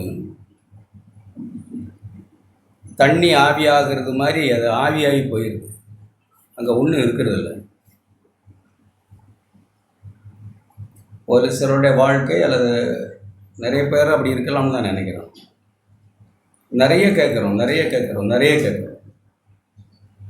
தண்ணி நிறையா பிடிச்சி வச்ச மாதிரி இருக்குது, அது வெயிலில் வச்சு எல்லாம் ஆவியாக போய் கடைசியாக பார்த்தா ஒன்றும் இல்லாத போல் சூழ்நிலைகள், பிரச்சனைகள், காரியங்கள்னு வரும்போது அங்கே ஒன்றும் இருக்கிறதில்லை, தாகத்துக்கு எதுவும் இருக்கிறதில்லை, எல்லாம் ஆவியாக போனது போல் நாம் வெறுமையாக்கப்படுகிறோமா? அப்படி நாம் நம்மை சிந்திக்கணும். உண்மையாகவே நம்மிடத்துல நம்ம போகிற பாதை சரிதானா? எப்பவும் நாம் விளங்கிக்க நம்ம எல்லாரும் கேட்டு பார்க்கணும், நான் போகிற பாதை சரிதானா? நல்ல சபையில் இருக்கிறோம், அது ஒன்றும் நான் தப்பு சொல்ல. ஆனால் நான் இயேசுவை பின்பற்றி போகிற பாதை சரிதானா?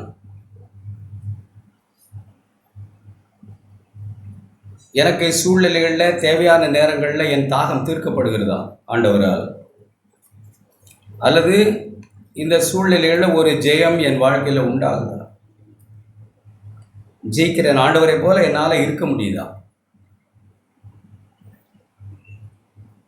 அப்படின்னு தான் நாம் சிந்திக்கணும். அப்படி இல்லைன்னா நாம் தடுமாறி நாம் லக்கு தெரியாமல் போயிட்டு இருக்கோம்னு அர்த்தம். ரயில்வே ஸ்டேஷனுக்கு வந்துட்டதுனாலே நம்ம ஊருக்கு போயிட்டோம்னு அர்த்தமாகாது.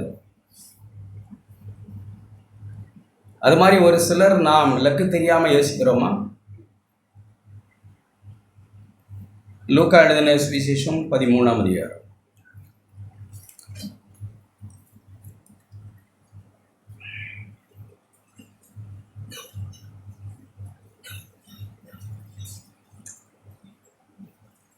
மத்தேயு 7ஆம் அதிகாரத்தை நம்ம எடுத்துக்கொண்டு அப்புறம் பார்க்கலாம். மத்தேயு 7ஆம் அதிகாரம் 13ஆம் வசனம்.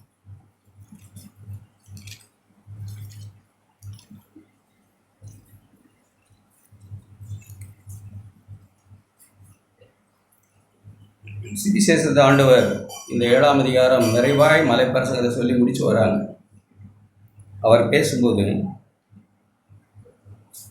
13ஆம் வசனம், இடுக்கமான வாசல் வழியாய் உட்பிரவேசியுங்கள். கேட்டுக்கு போகிற வாசல் விரிவும் வழி விசாலவுமாய் இருக்கிறது, அதன் வழியாய் பிரவேசிக்கிற அநேகர். 14, ஜீவனுக்கு போகிற வாசல் இடுக்கமும் வழி நெருக்கமாய் இருக்கிறது, அதை கண்டுபிடிக்க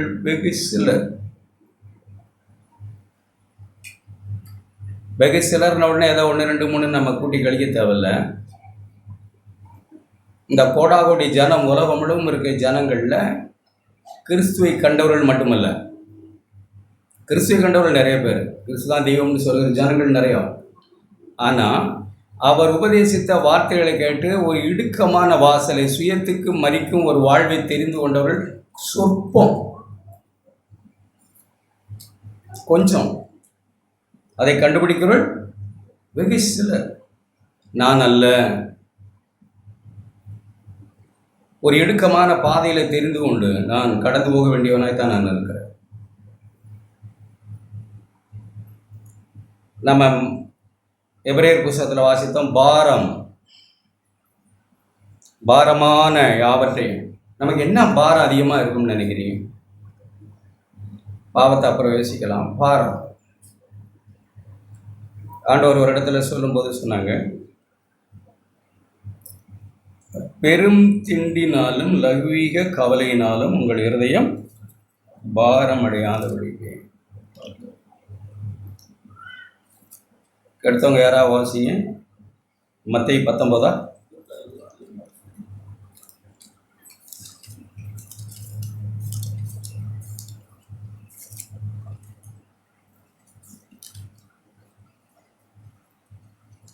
லூக்கா 21:34. லூக்கா 21:34.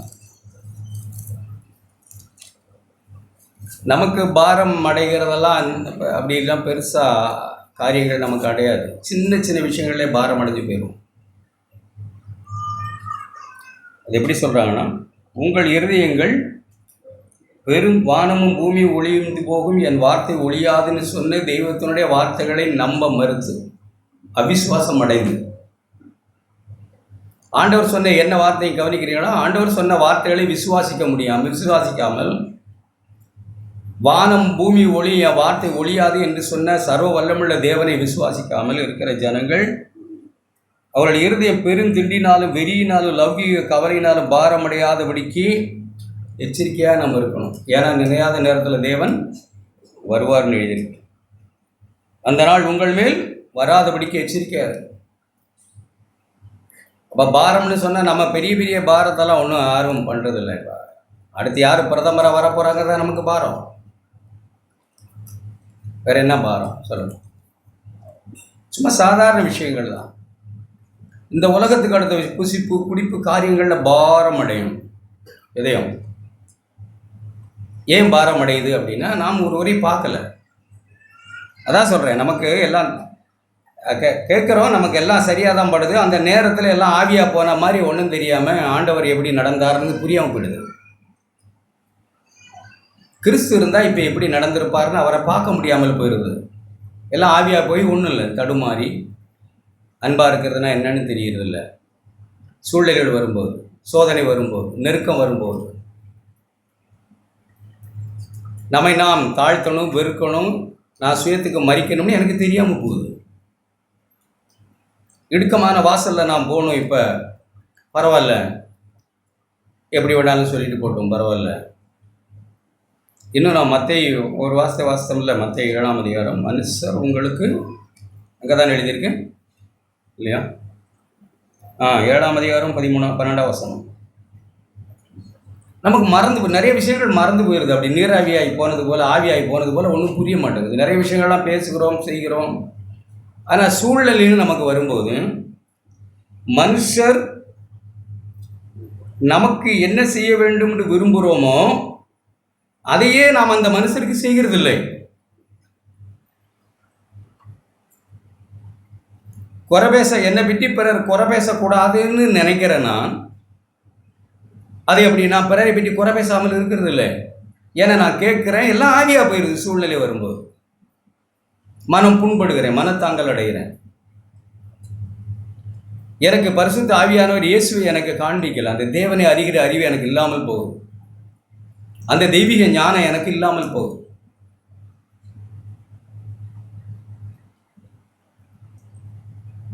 சூழ்நிலையில் எனக்கு இருக்கிறது போதுமே அப்படின்னு தேவன் இயேசுவை எனக்கு காண்பிக்காமல் போகிறார். தேவனை அறிகிற எனக்கு அறிவு இல்லாதனால நான் பிறருக்கு என்ன செய்யணுமோ அதை நான் செய்ய முடியாமல் போகிறேன்.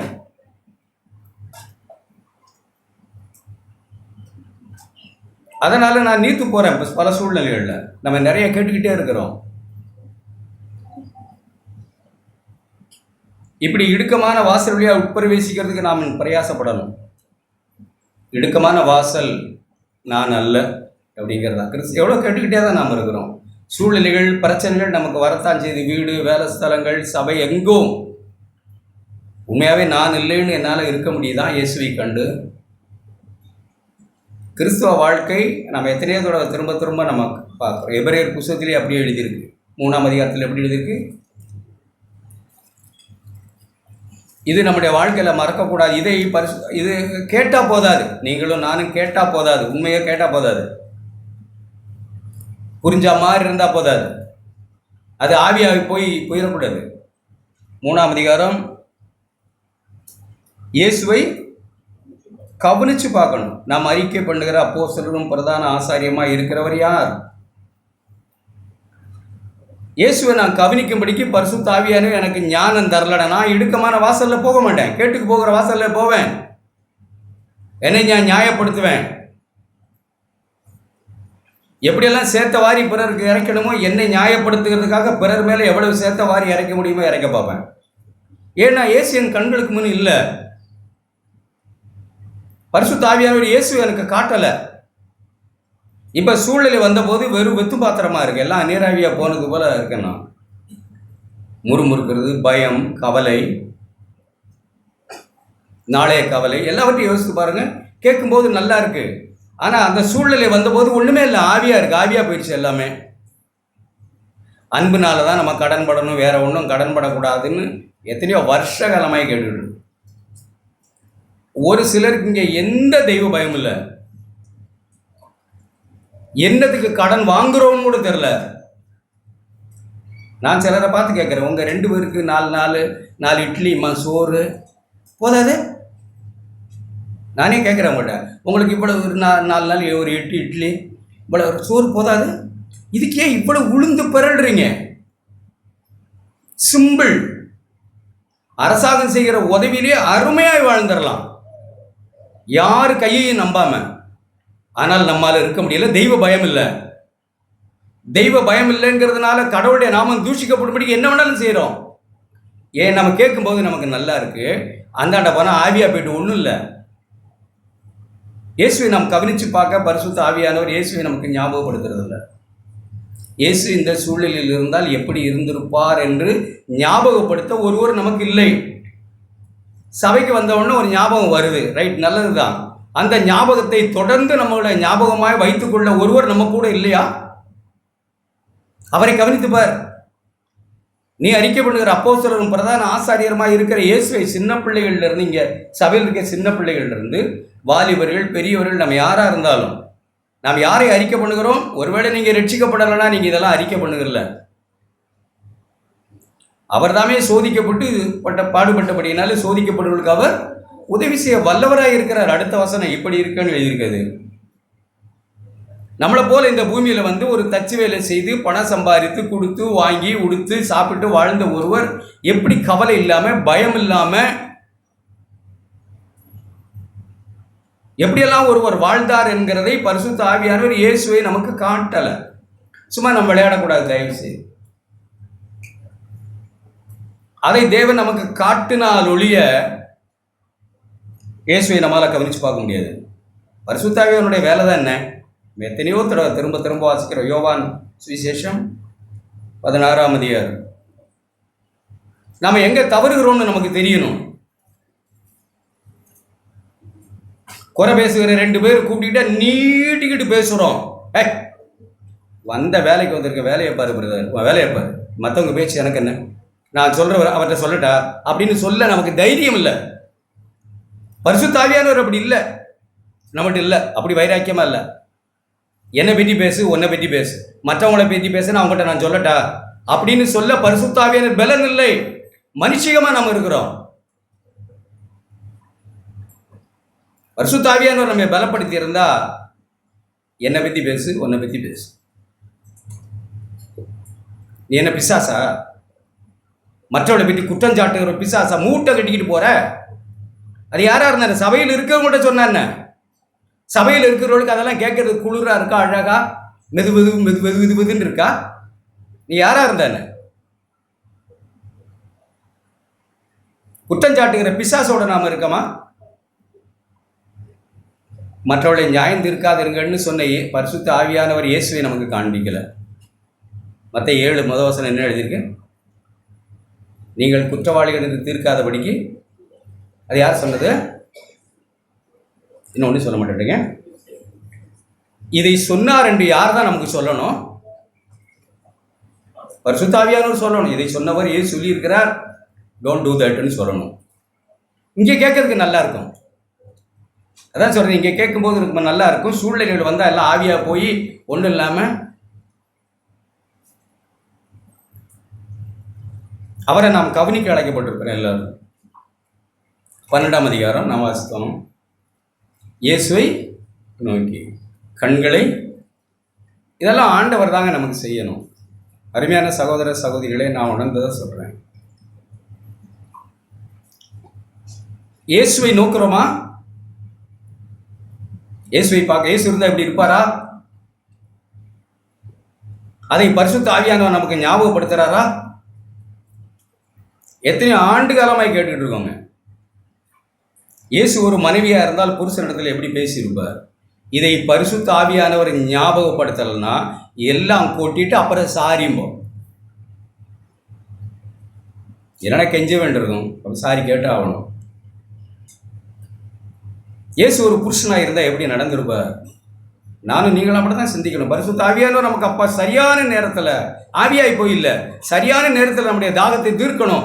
நமக்கு ஆண்டவர் இயேசுவை ஞாபகப்படுத்தணும். அவரை நோக்கிப்பார்.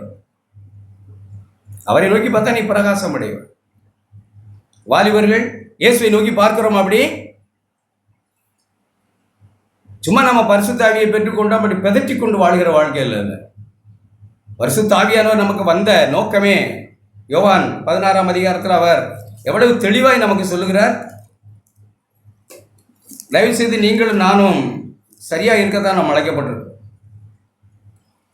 14 வசனம் 16-14. அவர் என்னுடையதில் எடுத்து உங்களுக்கு அறிவிப்பார். என்னுடையதிலிருந்து என்ன அறிவிப்பு எடுத்து அவர் வாழ்ந்த வாழ்க்கையை நமக்கு காண்பிப்பார். இதுதான் பரிசுத்த ஆவியானுடைய வேலை. துள்ளுறதும் குதிக்கிறதும் அறிவு, பெரிய அறிவு அதெல்லாம் ஒன்றும் இல்லை. இயேசு இந்த சூழலில் இருந்தால் எப்படி நடந்திருப்பார் அப்படிங்கிறத காட்டுகிறதுக்காக தான் பரிசுத்த ஆவியார் இந்த பூமிக்கு வந்திருக்கிறார். அவர் பாவத்தை குறித்து, நீதியை குறித்தும், நியாயத்தீர்ப்பை குறித்து நமக்கு நினைப்பூட்டி நம்மளை உற்சாகப்படுத்த தேவன் செய்கிறார். இயேசுவை நோக்கி பார்க்கும்படி செய்கிறார். பல நேரங்களில் நெருக்கங்களை நம்ம எல்லாரும் கடந்து போகிறோம் தான். பல சூழ்நிலைகள் நம்ம கடந்து போவோம். அந்த நெருக்கங்கள், கஷ்டங்கள், பாடுகள், வியாதிகள், பண கஷ்டங்கள், மனுஷர்களால் வரும் பிரச்சனைகள், சொந்த பந்தங்களால் வரும் பிரச்சனைகள், கள்ள சகோதரர்களால் வரும் பிரச்சனைகள், இவைகளனால தான் நான் ரீஃபைன் பண்ணப்படுறோம். ரீஃபைன் மீன் சுத்திகரிக்கப்படுது. இப்படிப்பட்ட சூழ்நிலைகள் மூலமாக தான் நம்ம சுத்திகரிக்கப்படுகிறோம், ரீஃபைன் பண்ணப்படுறோம், சுத்திகரிக்கப்படுகிறோம். நான் சுத்திகரிக்கப்படுகிறேனா? என்னிடத்துல களிம்பு நீங்குதா? என்னிடத்துல இருக்கிற கபடு நீங்குதா? சகோதரர்கள் என்று சொல்லி கள்ளர்களாக கூட இருக்கலாம். கள்ள சகோதரர்களால் வந்த நாசமோசம்னு சொன்னார் பவுல். சகோதரர் நம்பி தான் அவரால் பெரு நாசமோசம்லாம் வந்துட்டு. ஒரு சில சகோதரர்கள் இயேசுவையே பிரசங்கித்தவர்கள் பவுலுக்கு இன்னும் ஜெயிலில் போகணும்னு பிலிப்பியரில் பேசுகிறார். இன்னும் வேதனையை, பிரச்சனையை கூட்டணுங்கிறதுக்காக பிரசங்கிக்கிறார்கள். சிலருக்கு எப்படியாவது பிறரை இழுக்கணும் கீழேங்கிற எண்ணம் இருக்கலாம். நமக்கு இயேசுவை பரிசுத்த ஆவியானவர் காட்டலை. அறிவு இருக்கு, அது ஆபத்துக்கு உதவாது. அறிவு நமக்கு வந்தால் ஒன்னை தான் தரும். அது இருமாப்பை. அறிவு என்னத்தை தரும்? இருமாப்பை. பிறரை விட என்னை உயர்த்தத்தான் செய்யுமே தவிர அடிமையின் ரூபமாய் வந்த ஒருவரை எனக்கு காண அது அறிவு உதவாது. ஆனால் பரிசுத்த ஆவியானவர் எனக்கு இருந்தால் எனக்கு இயேசுவை காண்பிப்பார். அவர் என்ன செய்தார்? 12ஆம் அதிகாரம். அவருக்கு ஒரு சந்தோஷம் உண்டு. ஒரு சிலரை ரட்சிக்கும்படிக்கு ஆண்டவர் எடுத்துக்கொண்ட முயற்சியை நாம் விளங்கிக் கொள்ளணும். நாம் இங்கே உட்கார்ந்துருக்கிற உங்களையும் என்னையும் ரட்சிக்கும்படிக்கு எத்தனை ஆண்டு காலமாய் தேவன் நம் பின்னே நடந்தாருங்கிறத விளங்கியிருக்கிறோம். அப்படி எனக்கு இப்போ 65 வயசு. நான் ரட்சிக்கப்பட்ட காலங்களிலிருந்து எடுத்து, பிறந்த காலங்களிலிருந்தே எடுத்துக்குவோம். என்னை ரட்சிக்கும்படிக்கு தேவன் என் பின்னே நடந்ததை அறிந்திருக்கிறேன். நான் அவர் எத்தனை சூழ்நிலைகளை அனுமதித்து மனுஷர்களை அனுப்பி என்னவெல்லாம் செய்து ஒரு சூழ்நிலை வரும்போது ஒரு மனுஷன் மூலமாய் சந்திக்க வைத்து ரட்சித்து அவர் எடுத்துக்கொண்டு அந்த முயற்சிகளை நாம் அறிந்திருக்கிறோம். அப்படித்தான் நம்ம விளைவிக்கணும், அப்படித்தான் நம்ம வெளிப்பாடு வரணும். என்னை ரட்சிக்க என் ஆண்டவர் எடுத்துக்கொண்ட முயற்சி எவ்வளவு பெருசு! எத்தனை மனுஷர்களை என் வாழ்க்கையில் குறுக்கடை செய்கிறார். எப்படிப்பட்ட சரியான சூழலில் சரியான மனுஷர்களை அனுப்பி என்னை தம்முடைய சுவிசேஷத்துக்கு பங்காளி ஆக்கினாங்க என் ஆண்டவர். புரியுதா? ஏதாவது நமக்கு அப்படி நானே உண்டானவனா? நானே ரட்சிக்கப்பட்டவன். என்னை ரட்சித்தவர் ஒருத்தர் இல்லையா? எவ்வளவு பெரிய பிரயாசங்களை தேவன் எடுத்திருக்கிறார். அவருக்கு ஒரு பெரிய சந்தோஷம் இருக்கிறது நம்மை பற்றி. இங்கே உட்கார்ந்துருக்கிற சிறு பிள்ளைகள், கவனிங்க, சிறு பிள்ளைகள், வாலிபர்கள் எல்லாரும், இங்கே உட்கார்ந்துருக்கிற எல்லாரையும் பற்றி பெரிய சந்தோஷம் இருக்குது. அந்த சந்தோஷம் அப்படிதான் இருக்கு. அவர் தனக்கு முன்பாக வைத்திருந்த சந்தோஷத்தின் பொருள் ஒரு பெரிய சந்தோஷம் இருக்கு. அநேகம் பிள்ளைகள் மகிமையிலே வருவார்கள். அல்லேலூயா. அநேகம் பிள்ளைகளை என்னுடைய மரணத்தின் மூலமாய் ரட்சிக்கப்பட்டு அவர்கள் மகிமைக்கு வருவார்கள். என்ன போல அவர் மூத்தவராய் நாம் இளையவர்களாய் நம்ம அங்கே நிற்போம். இதையெல்லாம் பார்க்குறாரு. பெரிய சந்தோஷம். இன்னொரு சந்தோஷம், இந்த பூமியில் மனுஷனாய், சாதாரண நம்மை போல மனுஷனாய் வந்து சிலுவையில் நாம் கேட்ட மாதிரி இமைப்பொழுது அவரை கைவிட்ட போது நரகத்தை அனுபவித்து பாடுறோம்ல, என்று காண்பேனோ. என்னைக்கு நான் இருந்த இடத்துக்கு போவேன், பிதாவை எப்போ சந்திப்பேன், நான் பிதாவின் முகத்தை, இப்போ பிதாவோடு கூட இருந்த நான் எப்போ அவரை பார்ப்பேன்? பெரிய சந்தோஷம் அவருக்கு. எப்போ காண்பேன்? சந்தோஷத்தின் பொருட்டு. அவருக்கு ஒரு பெரிய சந்தோஷம். இப்படியும் அப்படியும் நான் நினைக்கிறேன். அநேக பிள்ளைகள் மகிமையிலே வருவார்கள், அவர்களை நான் பார்ப்பேன். அப்படி பெரிய சந்தோஷம். அந்த சந்தோஷத்தை மனசில் நினைச்சு பிதாவை நான் சந்திப்பேன். அந்த சந்தோஷத்தின் பொருட்டு அவமானத்தை எண்ணாமல் சிலுவையை சகித்து தேவனுடைய வலது பாரிசத்தில், சிங்காசனத்தில் வலது பாரிசத்தில் வீற்றிருக்கிறார். எப்படி அவர் போய் வீற்றிருக்கிறார்? தமக்குன் வைக்கப்பட்ட சந்தோஷத்தின் பொருட்டு அவமானத்தை எண்ணாமல். நமக்கு ஒரு சந்தோஷம் வெளிப்பாடு கிடைச்சிருக்கா? நம்முடைய சந்தோஷத்தின் வெளிப்பாடு நமக்கு தெரியுமா? வெளிப்பாடு தந்திருக்கிறார் ஆண்டவர்.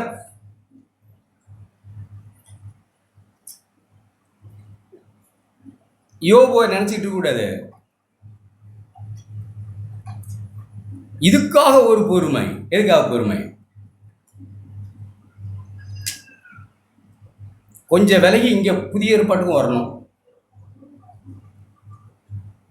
இப்படியெல்லாம் தமக்கு விரோதமாய் பாவிகளால் செய்யப்பட்ட விபரீதமான்களை சகித்த யாக்கோபு. யாக்கோபும் பேதுருவும் சிறையில் அடைக்கப்பட்டாங்க.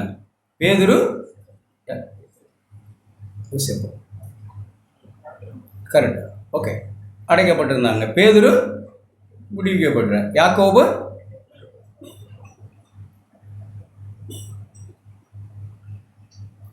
ஆபேலை பற்றி எழுதியது.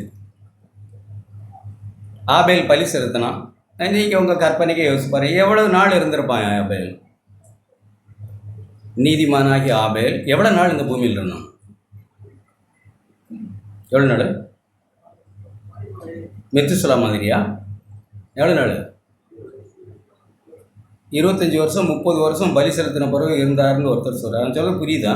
அவர் பலி செலுத்தினார்ல, விசுவாசத்தினாலே ஆபேல் நேர்த்தியான பலியை செலுத்தின பிறகு எவ்வளவு நாள் உயிரோடு இருந்தார்? ஒரு நாளா என்னன்னு தெரில, 6 நாளான்னு தெரில.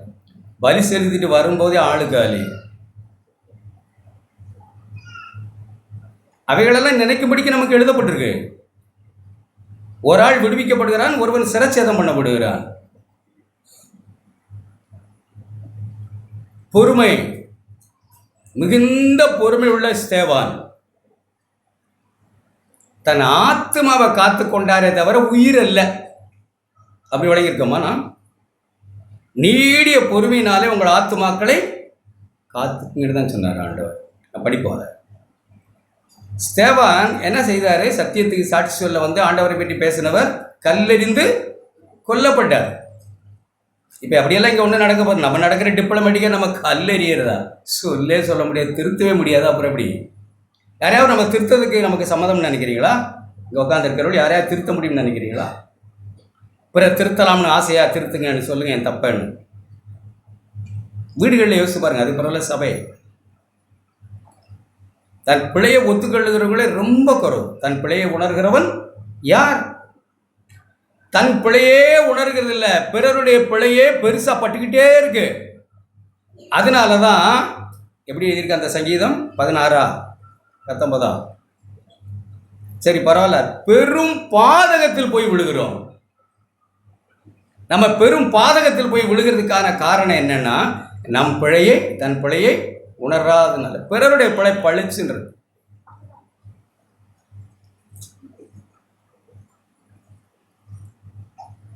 சபையில் இப்போ பாவத்தை குறிச்செல்லாம் சொல்லக்கூடாதுன்னு போராட்டம் தொடங்குகிறவர்களாக இருக்கிறோம். நாம் இடுக்கமான வாசல்லாம் போகலை. பெரும் பாதையில் நரகத்துக்கு போய் ஜீவனுக்கு போகிற வாசலை கண்டுபிடித்தவர்கள் அப்படிப்பட்டவர்கள். பெரும் பாதைக்கு நேராகி போய் கொண்டிருக்கிறார்கள். பக்கத்தில் இருக்கிற ஒரு சகோதரி பக்கத்தில் இருக்கிற ஒரு சகோதரிகிட்ட பேச முடிய மாட்டேங்குது. இட்டுக்கிட்டி பேசலை, உங்கள்கிட்ட பேசணும்னு தான் இருக்கிறேன்.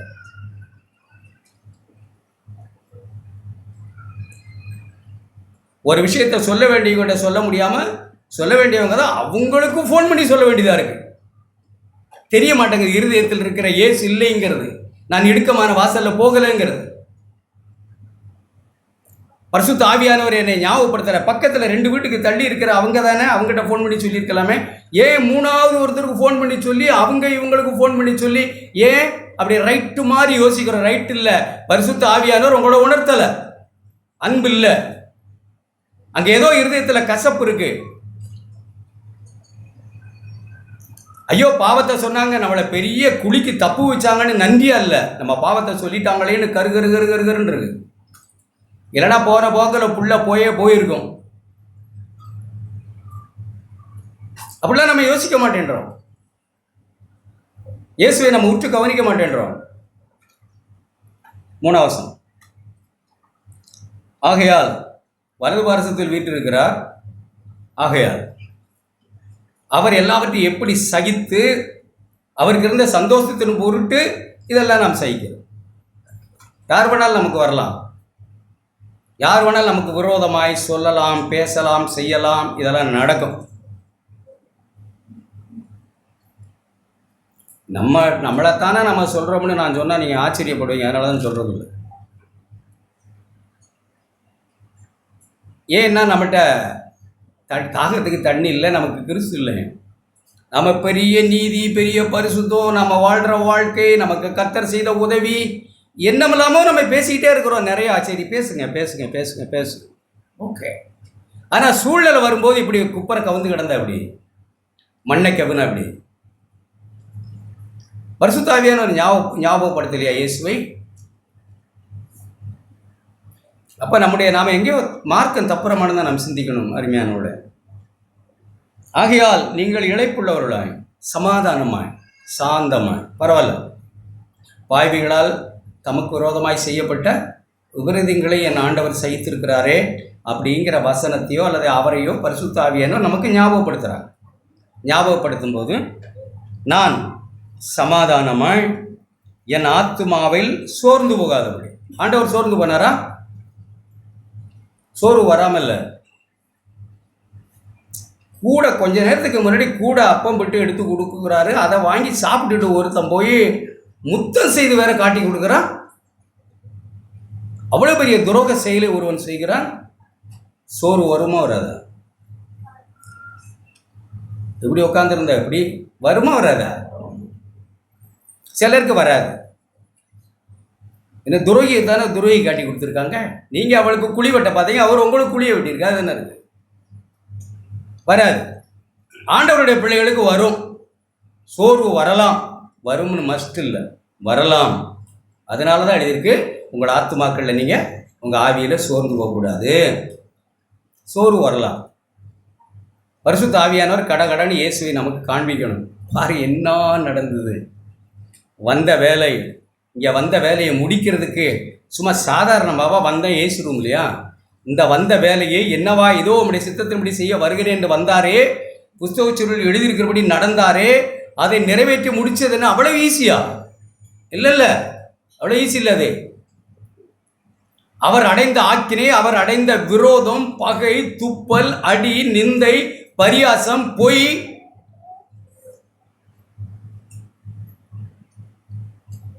இப்படியெல்லாம் அவர் சோர்ந்து போல. சோர்ந்து போகாதபடிக்கு தமக்கு விரோதமாய் பாவிகளால் செய்யப்பட்ட இவ்விதமான விரோதங்களை சகித்த அவரையே நினைச்சுக்கன்னா என்ன போறாதுங்க, நினைத்து கொள்ளுங்கள் என்று எழுதியிருக்கு. நான் நினைக்கணும்னா பரிசுத்த ஆவியானவர் என்னை நினைப்பூட்டணும். பேதுருவின் புஸ்தகம் 2ஆம் அதிகாரத்தை நீங்கள் வாசித்து பாருங்க, எடுக்க வேணாம். பரிசுத்த ஆவியினாலே எழுதப்பட்ட வார்த்தைகளை நான் உங்களுக்கு நினைப்பூட்டி, உங்கள் உண்மையான மனதை நினைப்பூட்டின்னு எழுதுது. அப்போ தேவன் நமக்கு நினைப்பூட்டல்னா நாம் அவரை நினைக்க முடியாது. விபரீதங்களை சகித்து அவர் நமக்கு தோணாது. நான் தான் இந்த உலகத்தில் பெரிய விபரீதங்களை சகிக்கிறோன்னு போல எனக்கு தோணும். நான் தான் ஸ்பெஷலாக ஏதோ தேவன் என்னை குறி வச்சு கண்ணி வச்சு பிடிச்சி என்னை ஸ்பெஷலாக நடத்துகிறது போல் நாம் பீத்திக்கிட்டு இருப்போம். அப்படியெல்லாம் ஒன்றும் இல்லை. மனுஷருக்கு நேரடியான சோதனை எல்லாமே வேற சோதனை நமக்கு ஒன்றும் நேரடியாக இல்லை. தேவன் முன்னோட இருக்கிறார். நல்ல தகப்பன். எல்லா மனுஷரும் போல தான் நம்ம கடந்து போகிறோம்.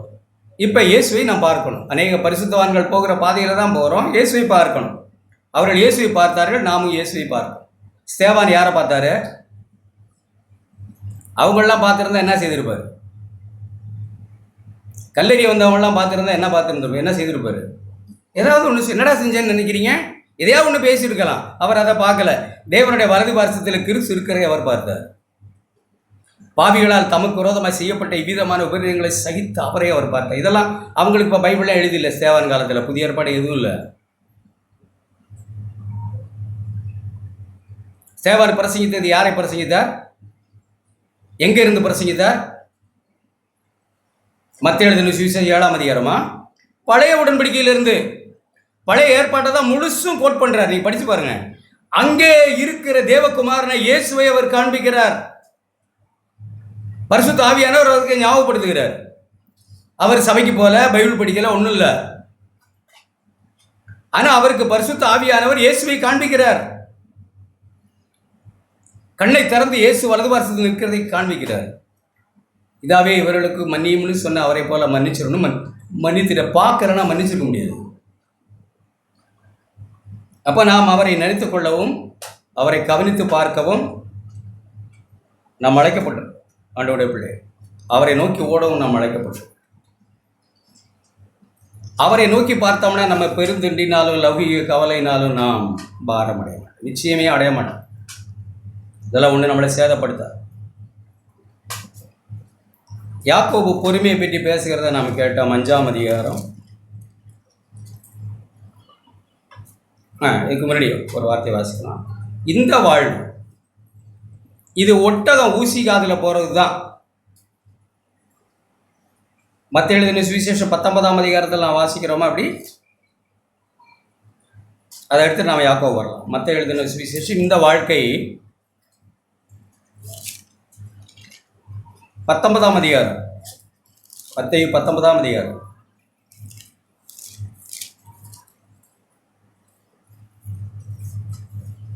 எல்லாருக்கும் கேள்விகள் இருந்து அப்போ இருந்தே சீசர்களுக்கெல்லாம் ரட்சிக்கப்படுறவங்க சில பேர் தானா? பலமான கேள்வி அவர்களுக்கு உண்டானது.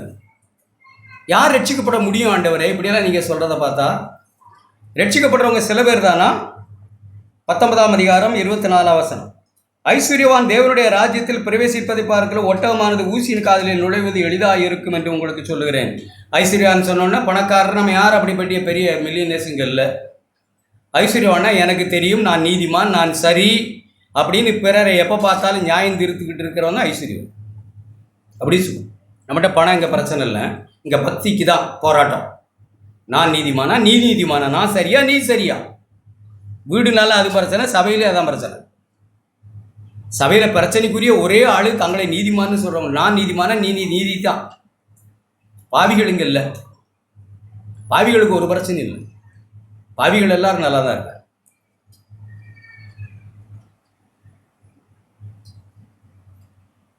அவருடைய சீசர்கள் அதை கேட்டு பிரவேசிப்பதை பார்க்கல ஒட்டகமானது ஊசியின் காதலில் நுழைவது எளிதாக இருக்கும் என்று உங்களுக்கு சொல்லுகிறேன். ஒட்டகம் கூட ஊசி காதில் போயிடும். அவருடைய சீசர்கள் அதை கேட்டு மிகவும் ஆச்சரியப்பட்டு, அப்படியானால் யார் ரட்சிக்கப்படக்கூடும்? கஷ்டம் தான் அதெல்லாம். யார் ரட்சிக்கப்படக்கூடும்? இயேசு அவர்களை பார்த்து, மனுஷரால் இது கூடாது, தேவனால எல்லாம். ஒட்டகத்தை ஊசி காதிலையும் நுழைச்சு கொண்டு போக முடியும்.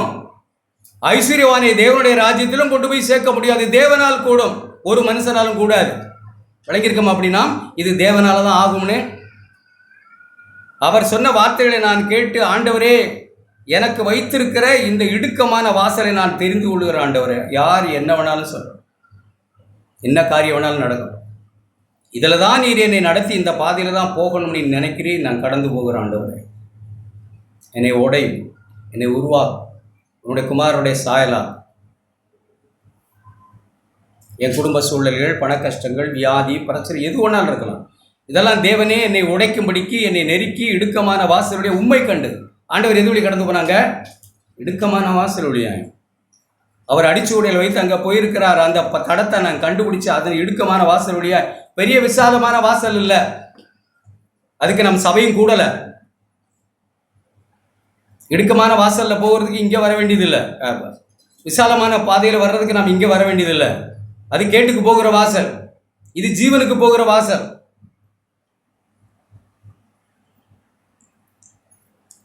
நம்ம இடுக்கமான வாசலில் போகிறோம்னு நம்ம தான் நிதானிக்கணும்.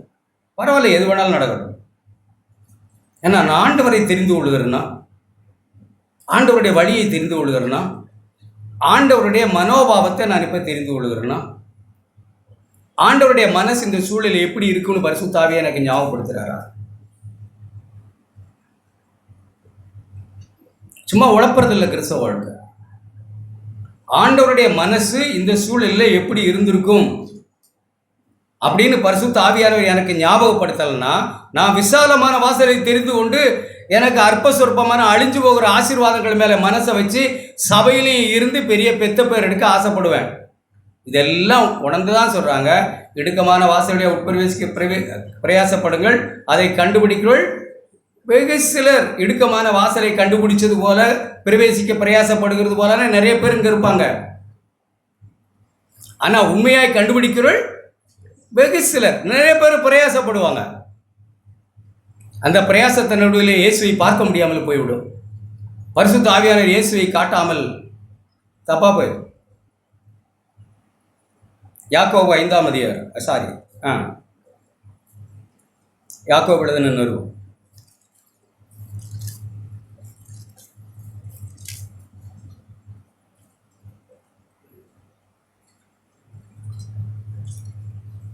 நீங்களும் 8ஆம் வசனம், நீடிய பொறுமையாக இருந்து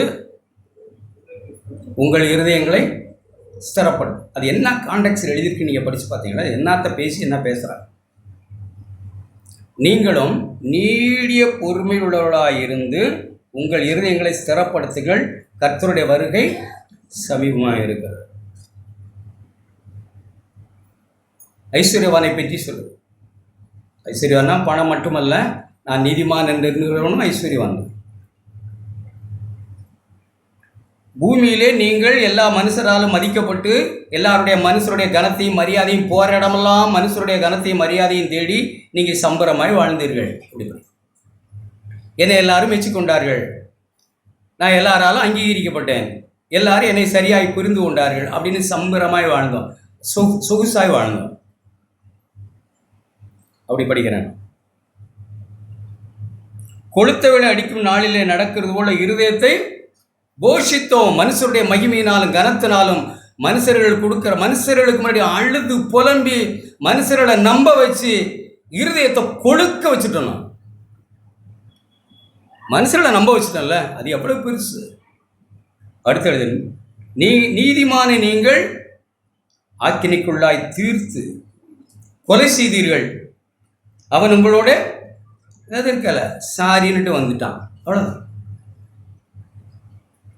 நீதிமானை நீங்கள் ஆக்கினைக்குள்ளாக தீர்த்து கொலை செய்றீங்க, அவன் உங்களோட எதிர்த்தெல்லாம் போராடலை.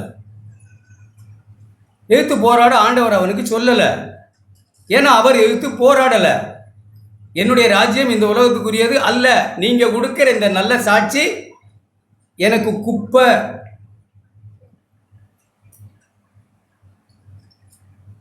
நீங்கள் கொடுக்கிற நற்பெயர் வீண். எல்லா மனுஷரும் உங்களை புகழ்வார்களானால் உங்களுக்கு ஐயோ. என் ஆண்டவரை யாரும் புகழலை பெருசா, என் ஆண்டவருக்கு யாரும் பெரிய நற்சாட்சிகள் கொடுக்கல, எல்லாம் பொய்ச்சாட்சிகள்லாம் எத்தனையோ காரியங்களை செய்தாங்க, கொலை செய்தீங்க. அவர் யாரோடு எதிர்த்து நிற்கலை. அவர் தான் சொன்னார், தீமைக்கு தீமை செய்ய, தீமையோடு எதிர்த்து நிற்கும். அவர் எதிர்த்தே நிற்கலை. ஒரே ஒரு முறை கேட்டார், ஏன் இப்படி செய்றீங்க? நான் அப்படி ஒன்றும் செய்யலையா? அவ்வளோதான் கேட்டார். அடிப்பந்தான், ஓகே. ஒரு கணத்தில் அடித்தா அடியப்போ அடிப்பன் தானே சொன்னால் நான் என்ன செய்ய முடியும்? அடிக்கலாம்.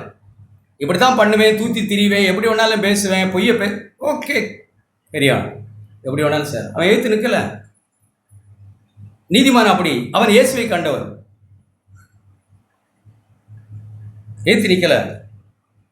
இப்படி இருக்க சகோதரரே, கர்த்தர் வருமளவும் நீடிய பொறுமையாயிருங்கள். அது என்ன அர்த்தத்தில் எழுதுறது? இப்படிப்பட்ட நிந்தைகள் பொறுமை நமக்கு எப்படி தான் இருக்கு, எங்கே தான் இருக்க வேண்டியிருக்கு? இப்போ இங்கெல்லாம் பொறுமையாக இருக்கணுமா? இங்கே பொறுமை, எல்லாரும் பொறுமை தானே. இங்கே பொறுமை இழக்கிறவங்க யாராவது உண்டு? உப்பு இல்லைனாலும் சாப்பிட்றோம். நான் பார்த்தது சொல்கிறேன், உப்பு இல்லைன்னு சொல்லக்கூட நமக்கு நம்ம பக்தி போயிடும். நம்மளை வச்சிருக்கிற இவன் என்னத்தை போட்டாலும் திம்பாங்கிற அந்த அந்த ஸ்டேட்டஸ் நம்மளை விட்டு போயிடும். அன்பா கொஞ்சம் உப்பு இல்லை, உப்பு போடுங்கன்னு கூட சொல்ல முடியாது. ஏன்னா நம்ம ருசி இல்லாமல் சாப்பிட்றோமா? சாப்பிடல, வீட்டில் தான் தெரியும் என்னென்னு. நீங்கள் ருசி இல்லாமல் சாப்பிட்றாளா, உப்பு இல்லாமலா, சப்பு இல்லாமலா, மனைவிட்ட நடக்கிறத தான் தெரியும். அப்போ சாப்பாட்டுக்கு முன்னாடி முக்கிக்கிட்டு முனைங்கிட்டு அதை அங்கே தான் தெரியும் என்னென்னு. நீடியமை பொறுமையாருங்கள். இதோ பயிரிடுகிறவன் பூமியை நற்பலனை அடைய வேண்டும், முன்மாறியும் பின்மாறியும் வருமளவும் நீடிய பொறுமையோடு காத்திருக்கிறார். நீதி, நம்முடைய நீதி வெட்ட வெளிச்சமாய் ஆண்டவரால் தான் கொண்டு வரப்படும். நமக்கு புகழ்ச்சி யாரால் உண்டாகும்? தேவனால் தான் உண்டாகும். தேவனால் தான் உண்டாகும் புகழ்ச்சி. அப்போ தேவனால் உண்டாகிறதுக்காக, தேவனால் உண்டாகணும் அப்படின்னு நினச்சேன்னா, ஒரு விவசாயி எப்படி இருக்கிறான்? விதையை விதைச்சிட்டு மழை வர்ற வரைக்கும் காத்திருக்கிறான். முன்மாறியும் பின்மாறியும் வரும் அளவும் நீடிய பொறுமையோடு அவன் காத்திருக்கிறது போல, கர்த்தரால் தான் உன் நீதி விளங்கும். கர்த்தர் தான் உனக்கு சாட்சி பகருவார். கர்த்தர் தான் உனக்கு சப்போர்ட்டாக இருப்பார். கர்த்தர் தான், இப்போ என்ன சொன்ன ஒரு வார்த்தை வரல, கர்த்தர் தான் நம்மளை நியாயத்தில் கொண்டு வந்து நிறுத்துவார்னு நீ பொறுமையாக இரு. முன்மாறியும் பின்மாறியும் மழை பெய்து பலன் தருகிறது போல நீ நீடிய பொறுமையோடு காத்துரு. இப்போ வராது. அவன் எப்படி பொறுமையாக காத்துக்கிட்டு இருக்கான், அது மாதிரி நீ காத்துரு. கர்த்தரால் தான் உனக்கு எல்லா அங்கீகாரமும், கர்த்தரிடத்தில் தான் உனக்கு புகழ். கர்த்தருக்கு இருதயத்தில் மறைந்திருக்கிற குணமே அலங்காரம். தேவனால் புகழப்படுகிறது, தேவனால் புகழப்படுகிறது, தேவனுடைய பார்வையில் வெளியேறப்பட்டது. தேவனால் தான் அவன் காரியங்கள் அங்கீகரிக்கப்படணும். இங்கே அங்கீகரிக்கப்படாமலே போகலாம், மனுஷர்கள் நம்மளை அங்கீகரிக்காமலே போகலாம்.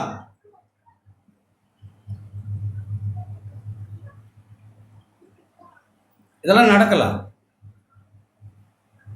தேவன் அதை அங்கீகரிப்பாருன்னு நான் பொறுமையாக இருக்கணும். இப்படி எதுக்கக்கூடாது, எதிர்த்து நிற்க வேண்டியதில்லை தீமையோடு. 8ஆம் வசனம், நீங்களும் நீடிய பொறுமையோடு இருந்து உங்கள் இருதயங்களை படுத்துங்கள், கர்த்தருடைய வருகை சமீபமாக. நம்ம ரொம்ப பொறுமையாக இருக்க வேண்டியவளாக இருக்கு. நான் என்னை பார்த்தா தான் போன வாரம் ஒரு சில காரியங்களில் நான் கடந்து போன போது உண்மையாகவே பொறுமை தானே, அது உண்மை தானே. ஏசு இருந்தால் அப்படி தான் இருப்பாரா? நிச்சயமாக இல்லை, நிச்சயமாக அப்படி இல்லை.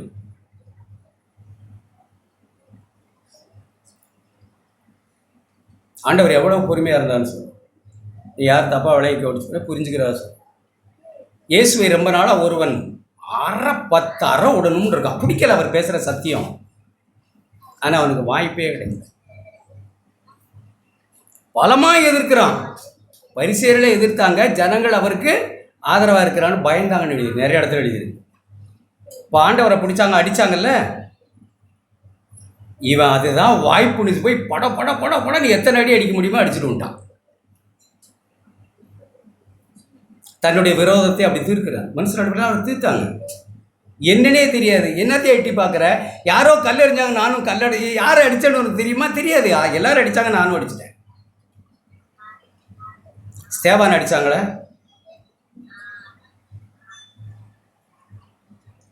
தெரியல. இப்படிப்பட்ட நேரங்கள்லாம் நான் என்ன செய்கிறது? இயேசுவை தானே பார்க்க தவறிட்டேன். ஆண்டவரே, நீங்கள் எப்படி இருந்திருந்தீங்க? நீங்கள் அந்த சூழ்நிலை எப்படி கடந்து போனீங்க? பொறுமை இழந்துட்டீங்கன்னா, நீயே அடிக்கிற, உடையம் அடிக்கிற, நீயே அடிக்கிற, அப்படியா? அவன் அடிக்கிறான்னா நியாயம், நீயே அடித்த அப்படியா? நிறுத்துங்கடா அடிக்கிறத, நான் அவனை கேட்டுக்கிறேன். நீ யாரு? நீ அடிச்ச அப்படியா? வந்தவன் போனவன் எல்லாம் அடிக்கட்டும், அடி. பொறுமையா பொறுமையா இருதயத்தை ஸ்திரப்படுது. நாம் அவரைத்தான் கவனிக்கணும்.